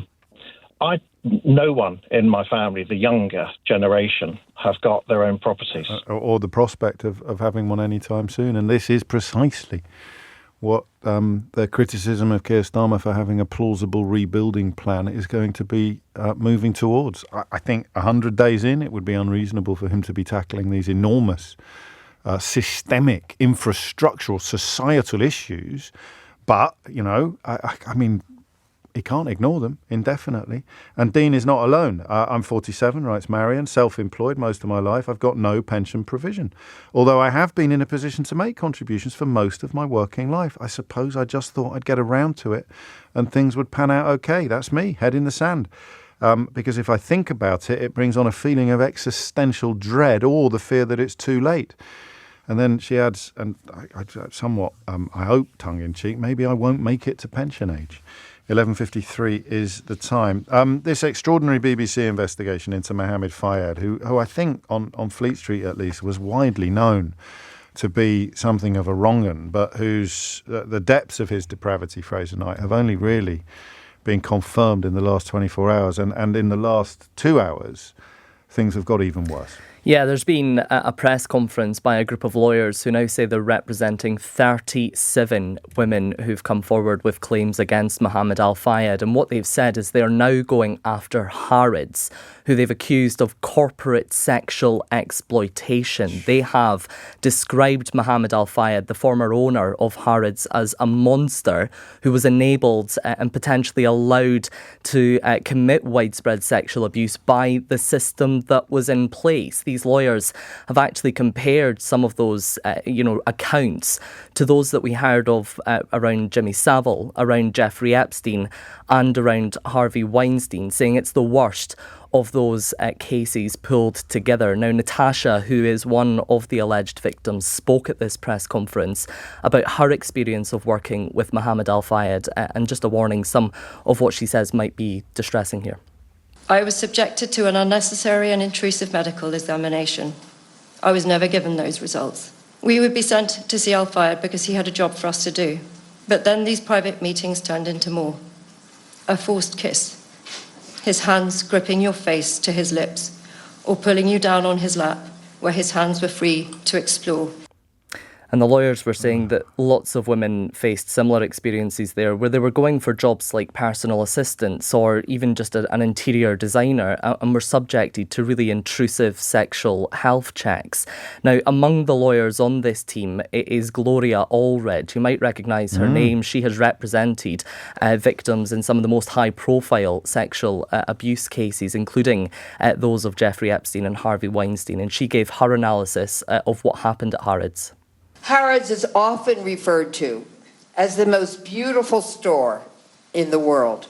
Many women dreamed of working there to be associated with this prestigious corporation. However, underneath Harrods' glitz and glamour was a toxic, unsafe, and abusive environment. Now, of course, James, Mohammed Al-Fayed died last year, aged 94, and some of those lawyers saying they wish he was alive to see the reputation that he's left there. And Harrods have said that today the organisation is a very different one to the one that was owned and controlled by Al-Fayed between 1985 and 2010. And they say since new information came to light last year about historic allegations of sexual abuse, it has been our priority to settle claims in the quickest way possible, avoiding lengthy legal proceedings. And one element as well that is particularly harrowing is the efforts put into silencing women by people who were not Mohammed Fayed. Yeah, we heard about security who were paid to follow these women and make sure that they weren't speaking about what happened. Some of them tapping phones, it's alleged. Others, just keeping an eye on them, even to see if they were in a relationship to feed back to Mohammed Al-Fayed. They said there were cameras everywhere other than in the chairman's office.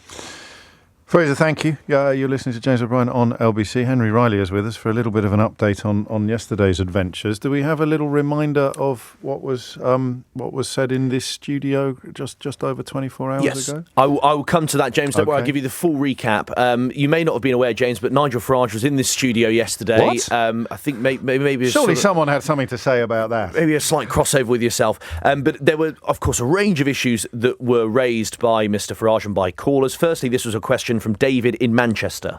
Nigel, you've taken some criticism recently, so the question I'd just like to ask, the question I'd just like to ask is, do you now have an office in Clacton, and how many surgeries have you held there since elected? Oh, very good. You must have been briefed with the Daily Mirror, David. Well done, you. Mark, where do you live, David? Manchester. Oh, I'm pleased. I'm pleased that Clacton's so keen for you. Do I have an office in Clacton? Yes. Am I allowing the public to flow through the door with their knives in their pockets? No. Why would the people of Clacton want to flow through the door with knives? Well, in they their did pockets? They did in Southend.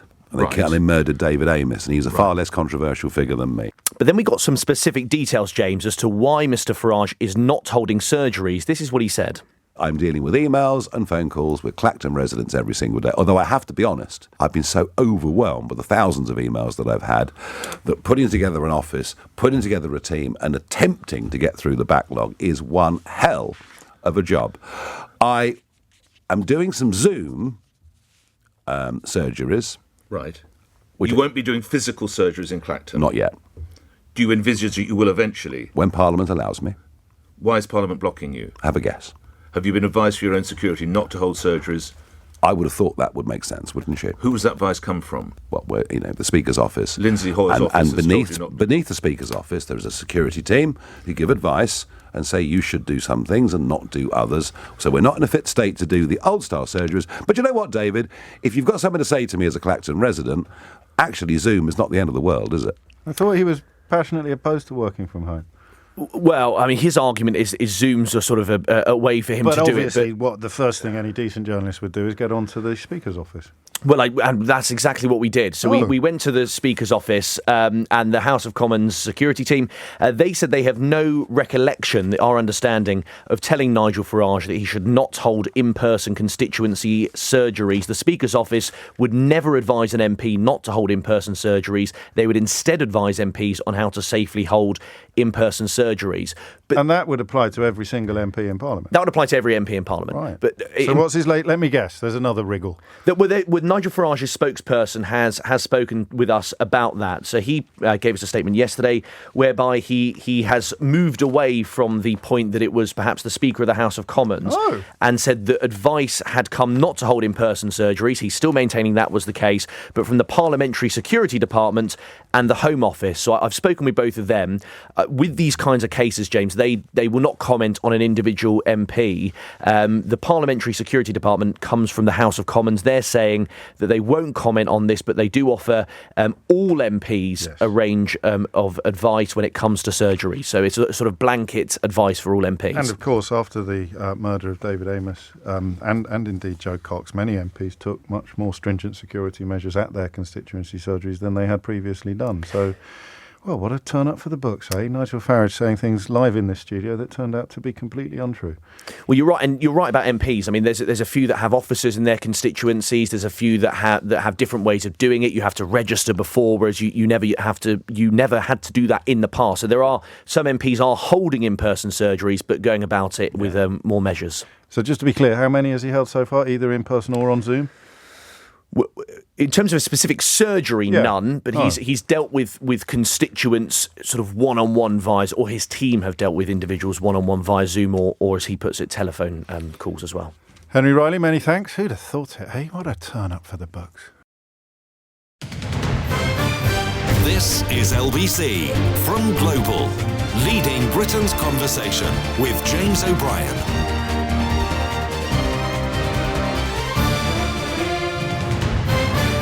It is 5 minutes after 12 and you are listening to James O'Brien on LBC, where we are poised to do a very Friday phone-in. So sometimes on Fridays, when 12 noon comes around, we find ourselves reaching for something a little lighter than previous territory. And we've had quite a heavy week, haven't we, actually? Today, probably arguably the least heavy show of the week. We've had some incredible contributors. I think first of Margaret, who rang to tell us about what it was like to discover child sex abuse images on her own husband's computer. That was in response to our condemnation of the failure to imprison people guilty of crimes like the ones that the former BBC presenter Hugh Edwards committed. And last Friday we did something very grown up. I can't remember what it was. I'm 52 years old, you know. I can't remember what it was, but I did get a few messages saying, flipping heck, James, I thought we did the light-hearted stuff on Fridays. So we are going to do something light-hearted today. But I have a producer working with me this week who hasn't worked with me before. I don't want to give away any details because it would be embarrassing for everybody concerned. He said, the nice thing about working on your show is you get really intelligent callers, don't you? He or she said that. Oh, yeah. Obviously, I can't possibly reveal what shows they normally work on because that would be embarrassing for all concerned. You get really intelligent callers, which is why we're particularly looking forward to the topic that is on the horizon. But before that, because as you know, I am almost certain to forget if I don't deal with it quickly. Here is Owen Paterson, who I think is something of an emblem of the rottenness at the heart of the Boris Johnson government. Here is Owen Paterson speaking in 2014. No? I'll try that again. Here is Owen Paterson speaking in 2014. Much of the problematical immigration into this country stems not just from the EU, but from the European Convention of Human Rights. And this is exacerbated by the rulings of judges in the court at Strasbourg and by our own UK courts implementing the Human Rights Act. Repeal of the HRA and adoption of a new Bill of Rights, breaking free from the ECHR, would also relieve us of migrant pressure, including such absurdities as not being able to deport illegal immigrants who come to us via Calais, because, according to our judges, France is not a safe country for asylum seekers. Outside the EU, and freed from the writ of the ECHR, freedom of movement in the EA could be limited to free movement of workers without having to accept dependents and members of their extended families.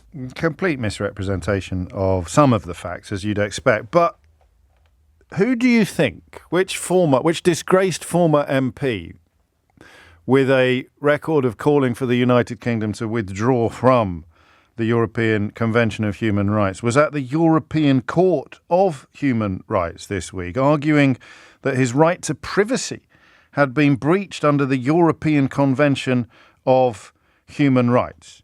Who do you think could possibly have engaged in an act of such weapons-grade hypocrisy, claiming that his, quotes, good reputation, end quotes, had been damaged by the public findings and the process followed to investigate his egregious breaches of lobbying rules. Breaches that, of course, prompted Jacob Rees-Mogg, Boris Johnson, Charles Moore and others to set up the Save Owen Paterson Society in an upstairs room at the Garrick Club and seek to rip up the rule book rather than see their friend held to account for breaking the rules.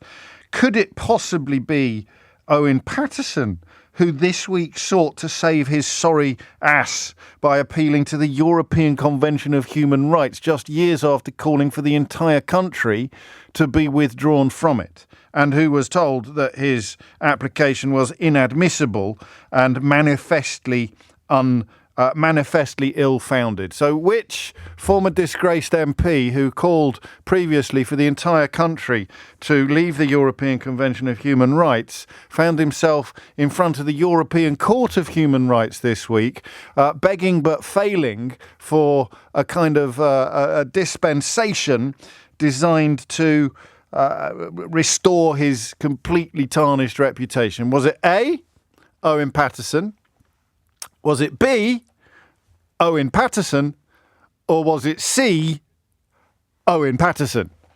I'll leave that one hanging and reveal the answer before the end of the programme. But remember, Keir Starmer's spectacles are a much bigger scandal than Owen Paterson's egregious breach of lobbying rules, his colleagues in both Parliament and the media's attempts to get him off the hook by ripping up the rule book, and then his hilariously humiliating appeal to a convention on human rights that he wants to deny you access to, but which he thought might get him off this particular hook. I'm not going to give away the answer to that one. I'll just run through the options again. Was it A, Owen Paterson? Was it B, Owen Paterson, or was it C, Owen Paterson? Right, now we're going to take a bit of a risk. Come here a minute, all right? It could all go a bit Alan Partridge, this one. And this is why my anonymous mystery producer has staked quite a lot upon the quality of calls that we get in response to the question that I am about to ask you, all right? Because it has to be a really thoughtful contribution. And I'm actually going to try and be a proper grown-up radio presenter this hour. I don't know if you were listening to yesterday's handover with Nick, but I actually brought it in bang on time, to the nanosecond, possibly for the very first time ever. And it's given me a new lease of ambition. I'm thinking, be more professional. So I'm going to take notes. I'm going to keep a proper record of everything that you tell me. And by at 1:45 today, and after that, I want to speak to someone from Birmingham Live about an extraordinarily powerful and harrowing report that they've done into child poverty. So we've talked about one end of the generational scale and the financial problems facing them. Journalists in Birmingham have done an incredible story at the opposite end of the generational scale and the problems facing children living in poverty. We're going to find out more about that before 1 o'clock today. But by 1 o'clock today, I want to have arrived at an answer to this question that is actually consensual. It's not going to be unanimous. I will accept text contributions, but what I really want is you to ring in and talk me through your reasoning. So, British scientists have, and I tell you who I have to thank for this as a phone-in topic, Lucy Easthope, the author of When the Dust Settles, the sort of doyen, 2 N's and an E, of emergency planners. British scientists have stored DNA information for an entire human on a crystal, which could be used to bring back humanity if we become extinct. I know what you're thinking. Who on earth is going to be in a position to bring back humanity if we become extinct? The answer is some as yet unidentified species from the future, or from probably from outer space. But don't get bogged down in the detail. This is a Friday phone-in, all right? So it is a little bit fantastical. This bit's true. It's the University of Southampton's, wait for it, Optoelectronics Research Centre. They've used lasers to describe the data on a 5D crystal. What's a 5D crystal? What's a 5D crystal? Do we know? That's probably one for Mystery Hour next week. And they say, and frankly, who are we to doubt them? Who are we to doubt them with their 5D crystals, that it can survive for billions of years. So now you move into the realms of possibility. You know, intergalactic space travel, the extinction of the human race, some as yet unidentified alien stumbles across this crystal and they can somehow translate the instructions, and they realise that if they were to do something with the details etched into this 5D crystal, they could create a human. You'd probably need two. You'd need an Adam and an Eve, wouldn't you, really? Or you could just presumably create as many as you wanted. But we don't want to get bogged down in the detail, remember? The university has described the crystal, which is, of course, equivalent to fused quartz. We knew that already, didn't we? You knew that, right? Equivalent to fused quartz, as one of the most chemically and thermally durable materials on Earth. It can withstand massive forces. It can withstand extreme temperatures. It can withstand exposure to cosmic radiation.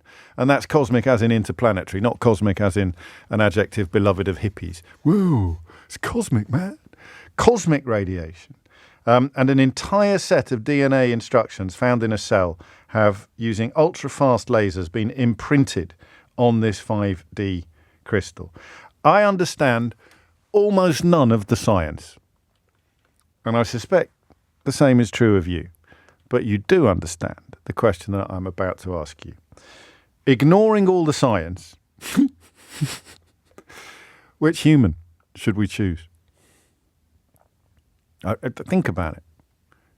You are that the entire species is extinct. Humanity is no more. But we have saved the DNA of one human. Do not get in touch to tell me that I've completely misunderstood the science by asking this question. I don't think I have, but it doesn't matter. It's Friday. It's just a bit of fun. The entire human species has been eradicated. It is extinct. But billions of years from now, an alien scientist realizes that they have the, because it would be, it wouldn't be gender specific. An alien scientist realizes that they have the power to bring back humanity via one human being. Currently alive. Has to be someone currently alive, I think. Does it? Yes. Otherwise the science doesn't work. So one human being currently alive or recently dead enough for their DNA to be harvestable. So it could be someone, oh, this is getting a bit weird now. It could be someone who's still someone alive, I think. A human being currently alive that we believe together best represents humanity itself. So that billions or millions of years from now, an alien life form decides to bring back humanity from extinction in the form of one human being. Who would it be? 0345 6060 973. And I want you to think about it, and I want you to make a powerful case for why your nomination should be the first human. The first human. We get to choose. It's like an Etch-a-Sketch. All right, it's not a lot like an Etch-a-Sketch, but it's a bit like shaking the Etch-a-Sketch of humanity, and the screen is clear, and we start all over again with one human. Who should it be? This is LBC with James O'Brien. Call 0345 6060 973. Text 84850. Alexa, send a comment to LBC. But there's a clear leader already, although I have to tell you that this is one of those moments where we are victims of our own success. In the sense that I can't keep track of my inbox. It doesn't happen very often, but when it does happen, it's impossible for me to even begin reading a text. There's lots of funny ones coming in, but they disappear before I've even got to the end of the first sentence. There's one clear leader, which is kind of obvious, and no doubt will pop up very early on the phones. But remember, it's got to be someone representative of the whole of humanity, the very, very best of us. Okay? Who's it going to be? If we can save the DNA of one human to restore humanity itself in the event of our extinction by an alien life form billions of years hence, who would it be and why? 20 minutes after 12 is the time. Jason's in Braintree. Who do you reckon, Jason? Hello, James. Good Hello. to speak with you. Likewise. Sir David Attenborough, without a doubt. Well, I'm glad you've said that, because he is the leader of all the text coming in. But now we move to the why. Why? He's seen every part of this world that you'd want to see, underneath and above. That's a really good point, actually. He's got, and he's met every nationality and every type of person that you could meet, probably. I don't think that bit's true. He's probably seen more of the planet than almost anybody else. Yeah, and come across all different types of people at different levels, from people that are living in jungles to people that are living in palaces. Yeah, but what? Because none of them are there anymore, and the planet is still there. So the aliens will be able to, in their magic spacecrafts, they'll be able to visit the entire globe in a weekend. But he's got history. He can tell. He can actually tell everyone what he's seen, and we've got his programs for that. It's only humans that are extinct. We've still got all the DVDs. He's just a good, honest... You've just said who your favourite person is. This is not a case for necessarily him being the only human to survive extinction. Well, if he's a favourite runner at the moment, I think... What about physical? What about physical attributes? What about strength and reflexes and things that we want to be perpetuated into the new dawn of humanity? I mean, you might be better off with someone who can run a 4-minute mile, for example. That doesn't make him a decent person, though, does it? But why is decency the thing? How do you know that David... I'm a big fan of David Attenborough. I'm not for a moment casting it, but neither of us know enough about him to conclude he's the most decent person ever. What about your mum? Good point. She would be a great person. There, you see, you hadn't even thought of her, had you? You ungrateful, no. You ungrateful monster. Brought you into this world. I hope she's not listening. Look, Attenborough is the current winner, but I am obviously not putting him over the line yet for a number of reasons. How much concern should we show towards physical prowess? I mean, I appreciate everybody gets old and their physical prowess diminishes, but it is DNA defined in some sense. And remember, it's only humanity that is extinct, not our achievements. The buildings are still there, albeit a bit run down. But certainly the planet is still there. So just because someone knows a lot about the planet, if Earth had been destroyed and you needed someone to sort of be the historian of the planet, then Attenborough would take a lot of beating, but not as the exemplar of humanity itself. Nick's in Ashby de la Zouch. Nick, what would you like? Who are you going to save? James, Stephen Fry. Oh, come off it. Really? No, so this is going to be quite an unfortunate little episode for me, because people are going to ring in with all our favourite people. I really like Stephen Fry. I really like David Attenborough. I've cast myself in the role of devil's advocate now. Why would you want to save Stephen Fry? Well, because I'm intrigued by the fact that you now want to potentially find someone who is going to instill or distill even all of humanity into achievements. And I'm thinking aliens would love a recreation of Blackadder. They would, just someone being funny and erudite. Well, but we've got all the books. So again, Attenborough, Fry is like the intellectual equivalent of Attenborough's natural history, is that we think he's read all the books. He knows all the poems. So you'd say, but we've got all the books and we've got all the poems. But I think as well, Stephen Fry has got one thing. He didn't write Blackadder. It should be Ben Elton. Intelligence, Richard Curtis, compassion. I really? think Stephen Fry is... Yeah, he's a lovely bloke. He's a lovely bloke. Again, I don't know him well, but if we were to be picking intelligence or certainly compassion, he would probably suggest 100 people ahead of him in that particular queue. What about Luke Littler? No, I'm afraid I can't go with Luke Littler. What? I'm going for Luke Littler at the moment. The man's a prodigy. It's your show. I suppose Luke Littler can win if you want, but I'm going for Stephen Fry and I'm sticking to it. Whoever sent Luke Littler in as a text that disappeared down the screen before I could see your name, thank you for providing me with that opportunity to make Nick laugh. So David Attenborough and Stephen Fry, both kind of favourite people, but favourite people is not necessarily first human territory. What is first human territory? What criteria? What should we be looking at? And I insist that you take this seriously. Chris is in Whitney. Chris, who's it going to be? Who would be the first human? What sprang to mind with me straight away was Gary Barlow. Why? Because he's just, he's young, he's fit, He's a handsome man, and he's just... and hold on, let me finish. And he's squeaky clean. He's not squeaky clean. He got into trouble for his tax affairs a few years ago. Oh, well, that's money, isn't it? But everything else is squeaky clean, isn't it? Well, really? as far as we know it, Gary Barlow.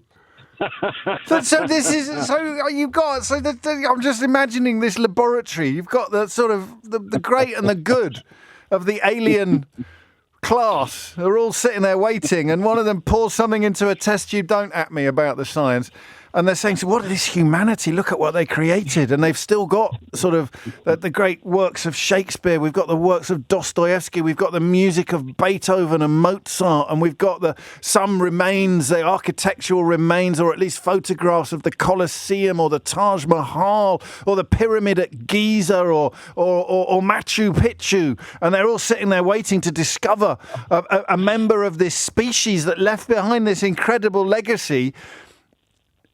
And Gary Barlow appears. Do you know what he'd say? Do you know what he'd say? Do you know what he'd say? What? He'd say, I'm back for good. Yeah, that's it. There you go. You hit the nail on the head with that one, definitely. You can't have Gary Barlow. I mean, this is it, isn't it? It's someone who can just sort of carry the standard of all of those things I've just mentioned. So what are they aware of from humanity? They look at the sum total of human achievement over millennia, say 2 or 3 millennia, depending on when we get extinct. So you've got everything from the Inca and the Aztec and the ancient Egyptians. You've got the works of Sophocles. You've got the works of Homer. You've got the Marcus Aurelius, William Shakespeare. I'm very, very... of course, the Latin ones aren't English, but I am a bit Anglo-centric on this. Balzac. You've got Cervantes. You've got Chekhov. I don't know. You've got the lot. You've got them all. And here is the human. Here's the human. Who's it going to be? And stop quibbling on the science. I know that you wouldn't have their mind or it's DNA. Yeah, but that's not the point, is it? That would be no fun. David is in Aylesbury. David, who's it going to be? Well, it's not going to be Gary Barlow or anyone from Take That. I'm glad you've expanded it to the whole band. What about taking it a bit more what about? Hang on. What about Jason and Robbie, who are no longer in Take That? Well, no, I'm still going to go with someone else. Go on then. Tim Peake, astronaut. Go on, why? Well, I've thought for a long time, actually, that an astronaut, male or female, are probably the peak of humanity. What with their intelligence, their physicality, their ability to work with others, to solve problems, to communicate. I just think that kind of person, and they would have experience of the cosmos. Nominative determinism there as well. Tim Peake, the peak of humanity. Yes, and so if the aliens appreciate a pun as much as we do, David, he'd be halfway over the line already, wouldn't he? Quite, and having him as a Brit, the first human or new human, that would be something as well.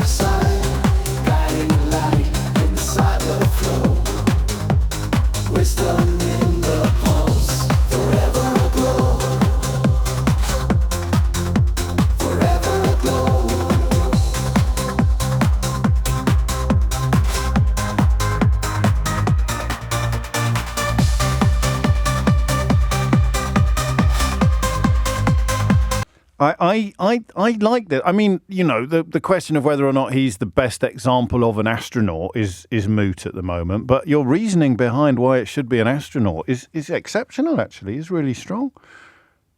Thank you. And I've met him as well, so he'd be able to tell them about me. Okay. All right, I spoilt it now. Still better than Gary Barlow. This is LBC. Message James O'Brien on WhatsApp now on 0345 60 60 973. 12:33 is the time. This is from JVR. Anne Widdecombe. She might be bitter, but she's strong. We are completely ignoring the fact at the moment that DNA, as quite a few of you have pointed out quite correctly, but we are completely ignoring the fact that DNA cannot store memories, character, knowledge or skills. We're completely ignoring that, and we are greeting news from Southampton, the University of Southampton's Optoelectronics Research Centre, that they can inscribe the data of a single human onto a 5D crystal which can survive for billions of years, opening up the possibility of humanity itself being brought back from extinction billions of years hence, and we're wondering which human should appear in the laboratory when the DNA is processed. Translated? Done. When the DNA is done. So, David Attenborough, fair. Stephen Fry, not so much. Tim Peake, quite a strong play, although quite a few of you are pointing out that given that this would be the only human, possibly Ellen MacArthur, who sailed around the world on her own, would be better because she's used to being on her own. There's quite a lot going on here. I don't know about Anne Widdecombe, though. Jake suggests Sheila Fogarty. We could do a lot worse. Kelly suggests Cindy Crawford. This is why the texts are not as satisfying as the phone, because you have to say, why? Cindy Crawford? What? So who would you choose? Natalie's in Taunton. Natalie, what do you reckon? Sandy Toksvig. Why? Because she's awesome. You're just doing it. Everyone's just saying their favourite person. You're not thinking about the parameters of the programme. Go on, then. I am. Apart from the fact that there's been a massive dearth of women up to now, apart from a couple of texts, which is shocking in itself, she is kind. She is generous. She has survived trauma. She is awake to the world. She is intelligent. She is informed. This is all true. She is Hey, you dynamic. missed one. She's coming on Full Disclosure soon, I think. Even better. Yeah. She's dynamic. She's engaged. She's she very cares. short, and I don't mean that. I don't mean that as a criticism, but I do think that we are once again potentially overlooking the areas of physical prowess. I completely agree with you, but she is resourceful, and as a short person myself, I could get offended by that discrimination. But let's move on. There's no discrimination. I'm just talking about physical prowess. No, I know. I'm just being silly, but I just think. Well, how dare you be silly during this phone-in? Well, true. But I just think she's got the interpersonal skills and intrapersonal skills and the intellect and the resourcefulness to survive pretty much anything. Okay. And I also think, have we discussed reproduction? Are you how we're basing? going to populate the planet? I don't think we're going to. We're only going to have one. You can free sperm. It would be nice to have a world that didn't need men, now, wouldn't it? Not really, no. But I take your point. Are you basing this entirely upon Sandy's work on television and radio, or are you a close personal friend? Because you've gone quite deep. I know. I'm not a close personal friend at all, but I have read her books and I have followed her closely throughout her life and mine. I'm afraid, putting her on the same pile as David Attenborough and Stephen Fry, as in splendid people, but not necessarily the only... she rips shreds off Stephen Fry. Well, I'll let them fight it out. But David Attenborough, I notice you're leaving out of your somewhat cutting analysis. No, I think David Attenborough, the problem with David Attenborough, well, it's not a problem. He is very old, and what age are you going to recreate him at? Obviously, this is yet another example of completely ignoring the capabilities and reality of DNA. But for the avoidance of doubt, 28. Oh, okay. How about the love child of David Attenborough and Sandy Toksvig? Oh, I don't know if we're allowed to do that. Might be next Friday's phone-in. Which two people would you encourage to procreate so that we could then save the product? But there's no guarantee, is there? Look at all the children of famous people who've not lived up to the achievements of their parents.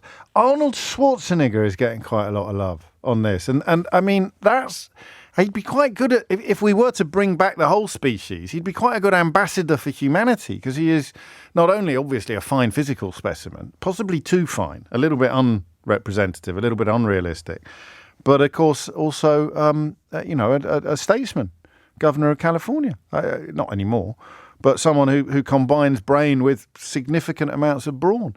Okay, and then think about it like this as well. Thank you, Natalie. We also want the idea of this is what I want to represent me. I think that's where Natalie was coming from. But of course, Sandy doesn't necessarily represent all of humanity. Who could do the best job of representing all of humanity in one neat package?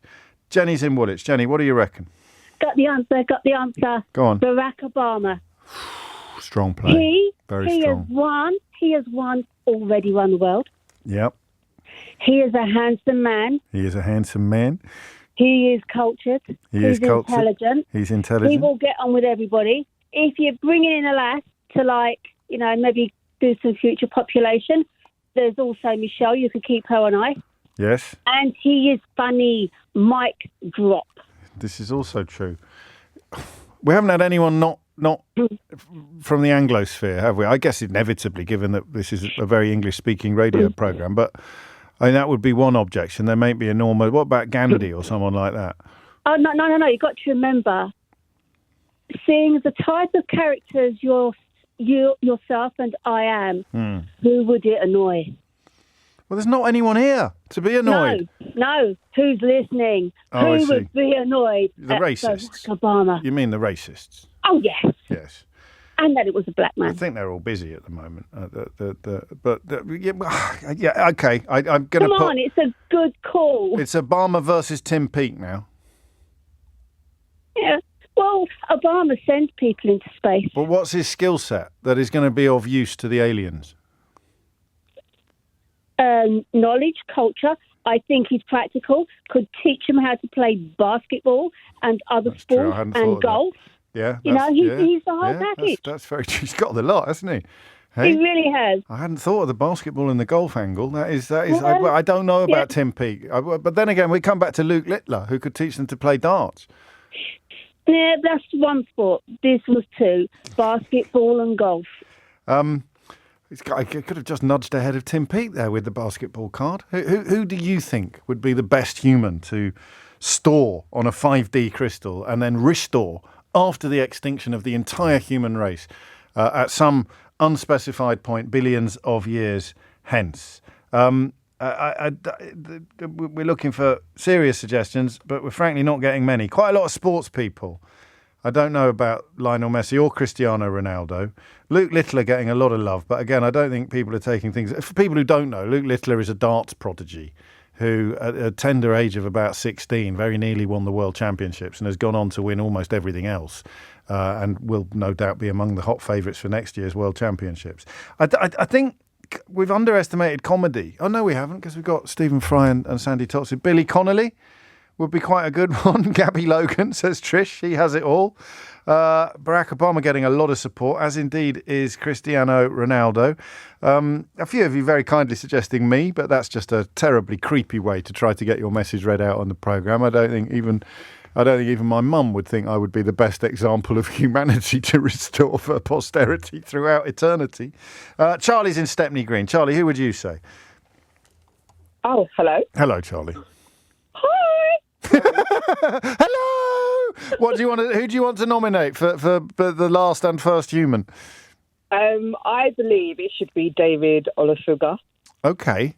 Because one, he has the intelligence. Yeah. Two, he has the knowledge and the back history, because obviously he's an historian. But we've got all his books, remember? Yeah, but we don't need him. We've got all his books. Flavour. What? He'll bring more flavour to things. Flavour? For whom? The aliens might not care about flavour. Well, they will care about flavour. How do you know they care about flavour? Have you met them? Because the world has vibes. That's why. The world has vibes, and he could convey those vibes. Exactly. And of his DNA, he's of mixed heritage. He's of obviously white Anglo-Saxon and he's of Nigerian heritage. And so you'll get the two DNAs going. And so you'll create more race because obviously... You get a clearer picture of the spectrum of the species. Exactly. The more is represented in the person that we say. You get that from Barack Obama. Yes, indeed. So, the previous caller did take my thunder, but that's okay. So Olusoga and Obama edging ahead of Tim Peake at the moment. And they're both good looking, so you can't go wrong with that. Well, again, you just defended yourself from the accusation of just picking your favourite person without any real thought. No, he's not my favourite. He's one of. But... It's posterity that we're addressing here. Who would be best suited to posterity? David Olusoga is an interesting one. Also someone I'm very keen to get onto full disclosure soon. In fact, this entire exercise could be seen as a sort of, let's make a list of people that we need to get on full disclosure, although I think Barack Obama for the time being might be a little bit out of our reach. You never know, do you, Charlie? But David's here. He will be able to talk with you. Keep saying he's going to come on. I bumped into him at a book festival. He keeps saying he's going to come on. We need to give him a bit of a rocket on that one and get him on as soon as possible. For people who don't know, the Professor of Public History, of course, at the University of Manchester, also television presenter and historian, a fantastic historian, particularly on issues imperial. It is coming up to 1:45. Jeremy is in Bury St Edmunds. Hello, Jeremy. Watcher, listen, hang on. For LBC Anoraks, who did you used to be before you became Jeremy in Bury St Edmunds? Well, in a former life, I was Jeremy from Belsize Park. You see, people like this Does that matter? detail. But yes, it does. People like this detail, Jeremy. They like to know these things. They like to keep track of movements and developments. So what human are you going to save? Okay, this is a slightly obscure one, James. I admit that. A guy called Tom Lehrer. Have you ever come across him? He wrote the song about elements. Did he? Exactly. Yes. And that was the first part of my reasoning. Okay. So he understands all the elements. He's very, very clever. He's very, very funny. He's got great timing. But most importantly, he's now, and for most of his life, he's been a mathematician. He teaches maths. So he's a teacher, which is useful. He is Jewish by birth, like you know who, which I think might play well. He's got terrific genes. He's 90-something now. And I think he'd be a fantastic candidate for full disclosure. He would actually. He's very, very, very generous. He never, ever has charged royalties on his work. And people use the elements the whole time, poisoning pigeons in the park and something like that. I think you've taken this a little bit more seriously than some of my other contributors. I'm sorry. I've written a very, very long list down. Fantastic. And I bet there is a downside, I'm afraid. I don't think he's got any kids, so I don't know how good he'd be at reproducing the human race. How fecund he may. Well, that probably wouldn't matter by the time that he gets reanimated, because the aliens would have dealt with all of that. But they'd gone way beyond IVF, and they'd be into all sorts of new technologies. Yeah. It's an amazing job description. It's a lovely combination of skills. Singer-songwriter, satirist, and mathematician. Yeah. So in sense of ticking more boxes than any other human, and ticking them hard, he'd be a really good suggestion, actually. I honestly, I would die happy if I thought Tom Lehrer was going to would be the standard bearer for the whole of humanity, billions of years into the future. He doesn't take it too seriously. It's very important. Which is very masochism, tango, look out for that. Lots of songs about sadomasochism, all with tongue firmly in cheek. You understand? Yes, it's taken a bit of a turn now, Jeremy. He's great on the end of the world. We will all go together when we go, all suffused in an incandescent glow. Well, he'll know by the time he won't, because DNA doesn't have memory. But for the purposes of this absurd radio feature, he would indeed have the memories of how the world actually ended. He was on That Was the Week That Was as well, wasn't he? Yeah, but he more or less he was banned by the BBC. Was he? For poisoning pigeons in the park. Oh, that one, yes, okay. Well, he'd have some stories to tell, wouldn't he? I like it. I mean, that's my left field nomination. If we were to go left field, I think Tom Lehrer would take a lot of beating. If we were to go more mainstream, I think it would probably be between Tim Peake and Barack Obama at the moment, with apologies to everybody from outside of the Anglosphere who we have just completely ignored entirely. It is... Thank you, Jeremy. Take care. 12:47. James O'Brien. Alexa, send a comment to LBC. 10 minutes to 1 is the time. If you are a journalist on a regional news outlet and you're doing something that you think I should know about, then be aware of what's about to happen next, because Jane Haynes got in touch with me yesterday to tell me about something that was due to go live on Birmingham Live this morning, and that is why she is on the programme, because it is a very, very powerful but also extremely harrowing investigation into child poverty in... Well, if I say the second city, I'll get loads of messages from Scotland, so I'll just say in Birmingham. Why, Jane? Why was this investigation undertaken? Where did the idea come from? Hi, James. Reporting from Birmingham, of course. I'm not even sure we like being called the second city. We're the first city, really. Yeah, right. But for as long as I've been a journalist, really, I've been visiting homes, speaking to teachers, speaking to families where child poverty is a huge issue. And I think we just reached the point where we realised that we couldn't just keep reporting passively about what was going on and calling for action through other voices, but we decided we would use our own. So we've pulled together some of the really heartbreaking personal stories that we're seeing, but also tallied that with a real dive into the data. And it will be no surprise to anybody who is involved in childcare or schools or anything else that the findings are pretty horrific. We've seen child poverty rise in the last 9 years in Birmingham from about 27% of kids to nearly 50%. We see within that real pockets of mass deprivation with 3 out of 4 kids in some communities living in relative poverty. And it's just not good enough that we keep constantly hearing that solutions are on their way, that there are long-term plans to fix this. We don't think, let our city continue to see over 100,000 kids living in poverty. And you identify 5 changes that Birmingham needs, which we will move to shortly. But before that, what have been the key engines of decline? What have you identified as being the biggest contributors to the worsening of the situation, not to the original existence of the situation, but to the worsening in recent years? Yeah, look, I mean, there's lots of factors that your listeners will know about, and you've spoken about so eloquently. So austerity cut and a general driving down of living standards are clearly massive issues. But in Birmingham, we've had a couple of other things that have really made an impact. Our council pretty much declared bankruptcy last year, and that's led to huge cuts. So we'd already lost about £1 billion through austerity cuts. This year and next year, it's got to slash £400 million from its services. Now that's bigger. Those 2 years are bigger than any cuts that were made in austerity. And this is partly because of poor management, but partly because of rising demand. So all of those things are playing a part. We also found very clearly there was a race dimension to this.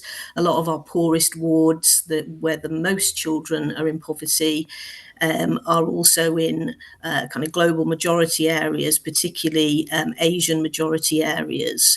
And we don't think at the moment any of the solutions we see are really addressing that cross-section of race and poverty. And we really feel that needs to be addressed as well. What I mean, a risk of voyeurism, or I guess it's been called poverty porn, hasn't it, on the television sometimes, but that's a hideous phrase. But what specific examples have you and your team been most shocked by?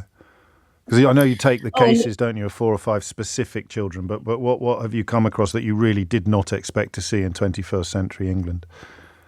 I think some of the worst things that we have seen are in housing. The conditions in which landlords are happily putting up families, including our city council, which is kind of pretty damning.